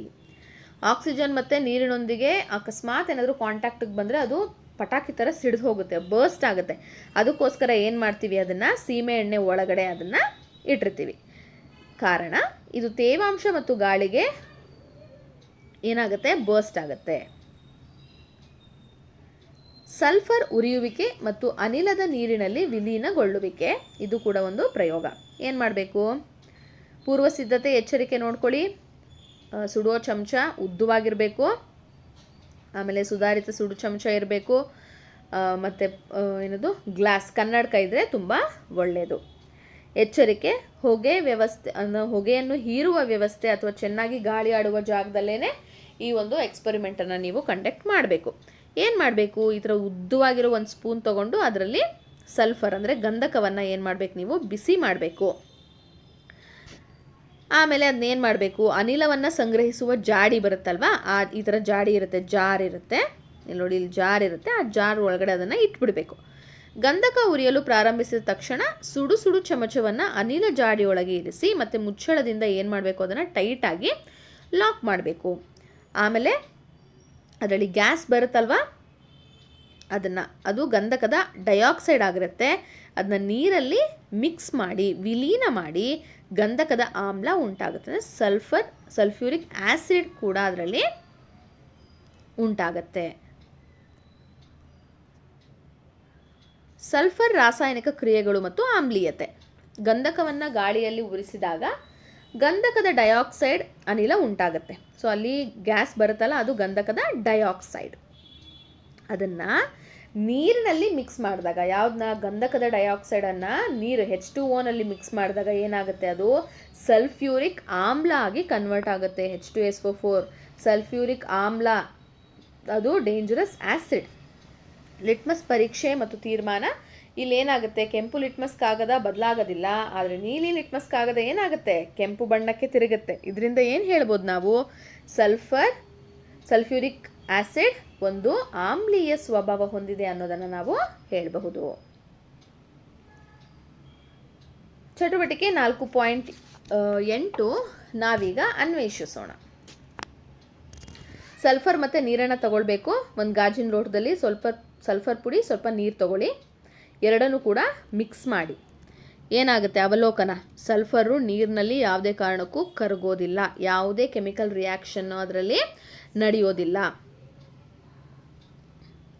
ಸಲ್ಫರ್ ಮತ್ತು ನೀರಿನ ನಡುವೆ ಯಾವುದೇ ಪ್ರತಿಕ್ರಿಯೆ ಕಂಡುಬರೋದಿಲ್ಲ. ಹಾಗಿದ್ರೆ ಅಲೋಹಗಳ ಪ್ರಮುಖ ಗುಣಲಕ್ಷಣ ಮತ್ತು ಉದಾಹರಣೆಯನ್ನು ನೋಡೋದಾದರೆ, ಗುಣಲಕ್ಷಣಗಳು ಏನು ಅಲೋಹದ್ದು? ಸಾಮಾನ್ಯವಾಗಿ ಮೃದುವಾಗಿರುತ್ತೆ, ಮಸುಕಾದ ಮೇಲ್ಮೈಯನ್ನು ಹೊಂದಿರುತ್ತೆ, ಅಂದರೆ ಹೊಳೆಯೋದಿಲ್ಲ ಅಲ್ವಾ. ನೆಕ್ಸ್ಟ್, ಶಾಖ ಮತ್ತು ವಿದ್ಯುತ್ತಿನ ದುರ್ಬಲ ವಾಹಕಗಳು, ಅಂದರೆ ಶಾಖವನ್ನು, ಬಿಸಿಯನ್ನು ಮತ್ತು ವಿದ್ಯುತ್ತನ್ನು ತಮ್ಮ ಮೂಲಕ ಹಾಯೋದಕ್ಕೆ ಬಿಡೋದಿಲ್ಲ. ಕಾಂತಿ ಇಲ್ಲ ಮತ್ತು ಶಬ್ದದ ಗುಣವಿಲ್ಲ, ಶಾಬ್ದಿಕ ಗುಣ ಅಂದರೆ ರಿಂಗಣ ಶಬ್ದ ಇಲ್ಲ. ಆಕ್ಸೈಡ್ಗಳು ಆಮ್ಲೀಯ ಸ್ವಭಾವವನ್ನು ಹೊಂದಿರುತ್ತೆ. ಇದನ್ನು ನೀವು ಚೆನ್ನಾಗಿ ನೆನ್ಪಿಟ್ಕೊಳ್ಬೇಕು. ಅಲೋಹಗಳು ಯಾವಾಗಲೂ ಕೂಡ ಆಮ್ಲಗಳಾಗಿ ಆಮ್ಲದ ಸ್ವಭಾವವನ್ನು ಅದು ಹೊಂದಿರುತ್ತೆ. ಲೋಹಗಳು ಪ್ರತ್ಯಾಮ್ಲದ ಸ್ವಭಾವವನ್ನು ಹೊಂದಿರುತ್ತೆ. ಇನ್ನು ಈ ಅಲೋಹಗಳಿಗೆ ಸಾಮಾನ್ಯ ಉದಾಹರಣೆಗಳನ್ನು ನೋಡ್ತಾ ಹೋದರೆ, ಆಕ್ಸಿಜನ್, ಹೈಡ್ರೋಜನ್, ನೈಟ್ರೋಜನ್, ಇದೆಲ್ಲ ಗ್ಯಾಸ್ಗಳು, ಅನಿಲಗಳೇನಿದೆಯಲ್ವಾ, ಅದೆಲ್ಲವೂ ಕೂಡ ಅಲೋಹಗಳು. ಅದರ ಜೊತೆಗೆ ವಜ್ರ, ಗ್ರಾಫೈಟ್, ಗಂಧಕ, ಫಾಸ್ಫರಸ್, ಬ್ರೋಮಿನ್. ನೋಡಿ, ಬ್ರೋಮಿನ್ ಅನ್ನೋದು ಒಂದು ಲಿಕ್ವಿಡ್, ಅದು ಕೂಡ ಅಲೋಹ, ಅದನ್ನು ನೆನಪಲ್ಲಿ ಇಟ್ಕೊಳ್ಬೇಕು. ಹಾಗೆಯೇ ಪ್ಲಾಸ್ಟಿಕ್, ಗಾಜು, ಮರ, ರಬ್ಬರ್ ಇತ್ಯಾದಿಗಳನ್ನು ಅಲೋಹಗಳೆಂದು ಗೊಂದಲಕ್ಕೀಡಾಗಬಾರದು. ಅದು ಯಾವುದು ಕೂಡ ಧಾತುಗಳಲ್ಲ. ಹಾಗಿದ್ರೆ ಮರ, ಆಮೇಲೆ ರಬ್ಬರು, ಪೇಪರು, ಅದೆಲ್ಲ ಅಲೋಹನ ಅಂತ ನೀವು ಕೇಳಬಹುದು, ಆದರೆ ಖಂಡಿತ ಅಲ್ಲ. ಏನಕ್ಕಲ್ಲ? ಯಾಕಂದರೆ ಅದು ಧಾತು ಅಲ್ಲ. ಏನದು ಧಾತು ಅಂದರೆ? ಎಲಿಮೆಂಟ್ ಅಂದರೆ ಅದು ಒಂದೇ ರೀತಿಯ ಆಟಮಿಂದ ಆಗಿರಬೇಕು. ಇವಾಗ ಆಕ್ಸಿಜನ್ ಅಂತ ಅಂದರೆ 100 ಆಕ್ಸಿಜನ್ ಇದ್ದರೂ ಎಲ್ಲದು ಏನಾಗಿರುತ್ತೆ, ಆಕ್ಸಿಜನ್ನೇ ಇರುತ್ತೆ. ಅಲ್ಲಿ ಯಾವುದೇ ಕಾರಣಕ್ಕೂ ಕಾರ್ಬನ್ ಸೇರ್ಕೊಳ್ಳಲ್ಲ. ಅಂದರೆ ಒಂದೇ ತರಹದ ಆಟಮ್ ಏನಿರುತ್ತೆ ಅಲ್ಲಿ ಸೇರ್ಕೊಂಡಿರುತ್ತೆ, ಆದ್ದರಿಂದ ಅದನ್ನು ಧಾತು ಅಂತೀವಿ. ಆದರೆ ಮರ ಆಗಿರಬಹುದು, ರಬ್ಬರ್ ಆಗಿರಬಹುದು, ಪೇಪರ್ ಆಗಿರಬಹುದು, ಅಲ್ಲಿ ಸಾಕಷ್ಟು ಬೇರೆ ಬೇರೆ ಬೇರೆ ಬೇರೆ ಧಾತುಗಳು ಸೇರಿ ಒಂದಾಗುತ್ತೆ. ಫಾರ್ ಎಕ್ಸಾಂಪಲ್ ನೋಡಿ, ಕಾರ್ಬನ್ ಒಂದು ಧಾತು, ಆದರೆ ಅದ್ರ ಜೊತೆಗೆ ಆಕ್ಸಿಜನನ್ನು ಸೇರಿಸಿದ್ರೆ ಅದು ಧಾತು ಅಲ್ಲ, ಅದೊಂದು ಏನು ಮಿಶ್ರಣ ಆಗೋಗ್ಬಿಡುತ್ತೆ ಅಲ್ವಾ. ಮಿಕ್ಸ್ ಮಾಡ್ತಾ ಇದ್ದಾರೆ, ಕಾರ್ಬನ್ ಆಕ್ಸಿಜನ್ನು ಮಿಕ್ಸ್ ಆಗ್ತಾ ಇದೆ. ಅರ್ಥ ಆಯ್ತಲ್ವಾ? ಮೂಲ ಧಾತುಗಳು ಒಂದು ಅವಲೋಕನ. ಮೂಲ ಧಾತು ಅಂದರೆ ಏನು? ಚಿನ್ನ, ತಾಮ್ರ, ಕಬ್ಬಿಣ ಅಂದರೆ ಸರಳ ವಸ್ತುಗಳು. ಲೋಹಗಳು ಮತ್ತು ಅಲೋಹಗಳು ಧಾತುಗಳ ಉಪವರ್ಗಗಳಾಗಿವೆ. ಪ್ರಕೃತಿಯಲ್ಲಿ ಮತ್ತು ಪ್ರಯೋಗಾಲಯದಲ್ಲಿ ನೈಸರ್ಗಿಕವಾಗಿ ದೊರೆಯುವ ಧಾತುಗಳು ಅಂತಾನೂ ಇರುತ್ತೆ. ಇನ್ನೊಂದಿಷ್ಟು ನಾವು ಪ್ರಯೋಗಾಲಯದಲ್ಲಿ ಕೃತಕ ರೀತಿಯಲ್ಲಿ ಕೂಡ ಧಾತುಗಳನ್ನು ಸಾಕಷ್ಟು ತಯಾರಿಸಿದ್ದಾರೆ. ಸೊ ಎಷ್ಟು ನೋಡಿ, ನಿಮ್ಮ ಪೀರಿಯಾಡಿಕ್ ಟೇಬಲ್ನ ನೀವು ಇನ್ನು ಅಂದರೆ 8th ಸ್ಟ್ಯಾಂಡರ್ಡ್ ಎಲ್ಲ ಕಲಿತೀರಾ, ಆವಾಗ ಎಷ್ಟು ಧಾತುಗಳಿದೆ ಗೊತ್ತಾ? ಈ ಒಂದು ಪೀರಿಯಾಡಿಕ್ ಟೇಬಲ್ನಲ್ಲಿ 118 ಧಾತುಗಳು ಇದೆ. ದೈನಂದಿನ ಜೀವನದಲ್ಲಿ ಅಲೋಹಗಳ ಅಗತ್ಯವೇನು? ಮೊದಲನೇದು, ಉಸಿರಾಡೋದಕ್ಕೆ ಆಕ್ಸಿಜನ್ ಬೇಕೇ ಬೇಕು. ಆಕ್ಸಿಜನ್ ಒಂದು ಅಲೋಹ. ಕಾರ್ಬನ್ ಜೀವಕಣಗಳ ಬೆಳವಣಿಗೆಗಿರಬಹುದು ಶಕ್ತಿಯ ಮೂಲವಾದ ಪ್ರೋಟೀನ್, ಲಿಪಿಡ್, ಕಾರ್ಬೋಹೈಡ್ರೇಟ್ಗಳ ಪ್ರಮುಖ ಅಂಶನೇ ಕಾರ್ಬನ್, ಅದು ಕೂಡ ಒಂದು ಅಲೋಹ. ನೆಕ್ಸ್ಟ್, ನೈಟ್ರೋಜನ್ ಸಸ್ಯಗಳ ಬೆಳವಣಿಗೆಗೆ ಅಗತ್ಯವಾದ ಪೋಷಕಾಂಶ. ಇದು ರಸಗೊಬ್ಬರಗಳಾಗಿರಬಹುದು. ರಸಗೊಬ್ಬರ ಅಂತ ಅಂದರೆ ಏನು? ನಾವು ಹಾಕ್ತೀವಲ್ವ, ಗಿಡಗಳೆಲ್ಲ ಚೆನ್ನಾಗಿ ಬೆಳೀಲಿ ಅಂತ ಗೊಬ್ಬರ ಹಾಕ್ತೀವಲ್ವ, ಅದು. ಹಾಗೆಯೇ ರಾಸಾಯನಿಕಗಳ ತಯಾರಿಕೆಯಲ್ಲಿ ಕೂಡ ನಾವು ನೈಟ್ರೋಜನನ್ನು ಹೆಚ್ಚಾಗಿ ಬಳಸ್ತೀವಿ. ಅಯೋಡಿನ್, ಏನೋ ಒಂದು ಗಾಯ ಆಗೋಗಿರುತ್ತೆ ನಿಮ್ಮ ಕೈಯಲ್ಲಿ, ಕಾಲಲ್ಲಿ ಎಲ್ಲ ಆಗಿರಲಿ, ಏನು ಮಾಡ್ತಾರೆ, ಬಂದು ಟಿಂಚರ್ ಹಾಕ್ತೀವಿ ಅಂತ ಒಂದು ಲಿಕ್ವಿಡನ್ನು ನೀಟಾಗಿ ಪ್ರೆಸ್ ಮಾಡಿ ಇಟ್ಟು ಅದನ್ನು ಬ್ಯಾಂಡೇಜಿಂದ ಸುತ್ತುತ್ತಾರೆ. ಅದೇನು? ಅಯೋಡಿನ್. ಅಯೋಡಿನ್ ಕೂಡ ಒಂದು ಅಲೋಹ. ಇದು ನಂಜು ನಿರೋಧಕ, ಸೆಪ್ಟಿಕ್ ಆಗಲ್ಲ ಅಯೋಡಿನ್ ಹಚ್ಚಿದ್ರೆ. Next chlorine. ಸಾಮಾನ್ಯವಾಗಿ ಇದನ್ನು ನೀರಿನ ಶುದ್ಧೀಕರಣದಲ್ಲಿ ಬಳಸ್ತಾರೆ. ಸೊ ಇದಿಷ್ಟು ಕೂಡ ಅಲೋಹಗಳೇ. ಅಲೋಹಗಳು ಕೂಡ ನಮ್ಮ ದಿನನಿತ್ಯದ ಜೀವನದಲ್ಲಿ ಸಾಕಷ್ಟು ಉಪಯೋಗಗಳನ್ನು ಹೊಂದಿವೆ. ಇನ್ನು ವಿಜ್ಞಾನ ಮತ್ತು ಸಮಾಜದಲ್ಲಿ ಲೋಹಗಳು ಮತ್ತು ಮಿಶ್ರ ಲೋಹಗಳ ಪಾತ್ರ ನೋಡಿ. ಅಲ್ಲಿ ಪಾತ್ರೆ ಮತ್ತು ಉಪಕರಣಗಳನ್ನು ನೋಡೋದಾದರೆ ದೈನಂದಿನ ಉಪಯೋಗಗಳಲ್ಲೂ ಕೂಡ ಸಾಕಷ್ಟು ಈ ಮಿಶ್ರ ಲೋಹಗಳು ತುಂಬ ಹೆಲ್ಪಿಗೆ ಬರ್ತವೆ. ನೆಕ್ಸ್ಟು ಅಣುಶಕ್ತಿ ತಂತ್ರಜ್ಞಾನ ಇರ್ಬೋದು. ಆಧುನಿಕ ತಂತ್ರಜ್ಞಾನದಲ್ಲೂ ಕೂಡ ನಾವು ಲೋಹಗಳನ್ನು ಹೆಚ್ಚಾಗಿ ಬಳಸ್ತೀವಿ. ಭಾರತದಲ್ಲಿ ಮರುಬಳಕೆ ಅಂದರೆ ಕಬ್ಬಿಣ ಇರಲಿ, ಅಲ್ಯೂಮಿನಿಯಂ ಇರಲಿ, ಏನು ತ್ಯಾಜ್ಯವನ್ನು, ಕಸವನ್ನು ಕಡಿಮೆ ಮಾಡೋದಕ್ಕೋಸ್ಕರ ರೀಸೈಕ್ಲಿಂಗ್ ಮಾಡ್ತಾರೆ ಅಲ್ವಾ? ಅದಲ್ಲದೆ ಕಾಂಪೋಸಿಷನ್ ಕೂಡ ಮಾಡ್ತಾರೆ. ಅಂದರೆ ಒಂದು ಲೋಹನ ಇನ್ನೊಂದು ಲೋಹಕ್ಕೆ, ಅದು ಲೋಹನೇ ಆಗಿರ್ಬೋದು, ಅಲೋಹಗಳೇ ಆಗಿರಬಹುದು, ಅದನ್ನು ಒಟ್ಟಿಗೆ ಸೇರಿಸಿ ಏನು ಮಾಡ್ತಾರೆ, ಮಿಶ್ರ ಲೋಹವನ್ನು ತಯಾರಿಸ್ತಾರೆ. ಫಾರ್ ಎಕ್ಸಾಂಪಲ್ ಕಬ್ಬಿಣ ಅದನ್ನು ತಗೊಂಡು ಕ್ರೋಮಿಯಂ ಮತ್ತು ನಿಕ್ಕಲ್ನ ಈ ಮೂರನ್ನೂ ಸೇರಿಸಿದ್ರೆ ನಾವು ಬಹಳಷ್ಟು ಯೂಸ್ ಮಾಡುವಂತಹ ಸ್ಟೇನ್ಲೆಸ್ ಸ್ಟೀಲ್ ಆಗುತ್ತೆ. ಇದು ಒಂದು ಮಿಶ್ರ ಲೋಹ. ಏನಕ್ಕೆ? ಇಲ್ಲಿ 3 ವಿಧದ, ಅಂದರೆ ಕಬ್ಬಿಣ ಒಂದು ಲೋಹ, ಕ್ರೋಮಿಯಂ, ಅದರ ಜೊತೆಗೆ ಸ್ವಲ್ಪ ಅಲೋಹವಾದಂತಹ ನಿಕ್ಕಲ್, ಅದನ್ನು ತಗೊಂಡು 3 ಮಿಶ್ರ ಮಾಡಿ ಒಂದು ಲೋಹವನ್ನು ತಯಾರಿಸ್ತಾ ಇದ್ದಾರೆ. ಅದಕ್ಕೋಸ್ಕರ ಅದನ್ನು ನಾವು ಮಿಶ್ರ ಲೋಹ ಅಂತ ಕರಿತೀವಿ. 2ಕ್ಕೂ ಹೆಚ್ಚು ಲೋಹಗಳು ಅಥವಾ ಲೋಹ ಮತ್ತು ಅಲೋಹದ ಮಿಶ್ರಣಕ್ಕೆ ನಾವೇನಂತ ಕರಿತೀವಿ? ಮಿಶ್ರ ಲೋಹ ಅಂತ ಕರಿತೀವಿ. ಸೊ ಇದಿಷ್ಟು ಕೂಡ ಈ ಲೋಹ ಅಲೋಹಗಳ ಜಗತ್ತು ಪಾಠದ ಎಕ್ಸ್ಪ್ಲನೇಷನ್ ಆಗಿತ್ತು. ಆ್ಯಕ್ಟಿವಿಟಿಯನ್ನು ಕೂಡ ನೀವು ನೋಡಿದ್ದೀರಾ. ನಿಮ್ಮೆಲ್ರಿಗೂ ಸಹ ಈ ಒಂದು ವಿವರಣೆ ಇಷ್ಟ ಆಗಿದೆ ಅಂತ ಅಂದ್ಕೊಳ್ತೀನಿ. ಇಷ್ಟ ಆಗಿದ್ರೆ ದಯವಿಟ್ಟು ಲೈಕ್ ಮಾಡಿ. ಸಾಕಷ್ಟು ಜನರಿಗೆ ಇದಿನ್ನೂ ಕೂಡ ಹೆಲ್ಪ್ ಆಗುತ್ತೆ ಅನ್ನೋದಾದರೆ ದಯವಿಟ್ಟು ಶೇರ್ ಮಾಡಿ. ನೀವು ನಮ್ಮ ಚಾನಲನ್ನು ಇನ್ನೂ ಸಬ್ಸ್ಕ್ರೈಬ್ ಮಾಡಿಲ್ಲ ಅಂದರೆ ದಯವಿಟ್ಟು ಸಬ್ಸ್ಕ್ರೈಬ್ ಮಾಡ್ಕೊಳ್ಳಿ. ಹೀಗೆ ಸಪೋರ್ಟ್ ಮಾಡಿ ಅಂತ ಹೇಳ್ತಾ ಧನ್ಯವಾದಗಳು.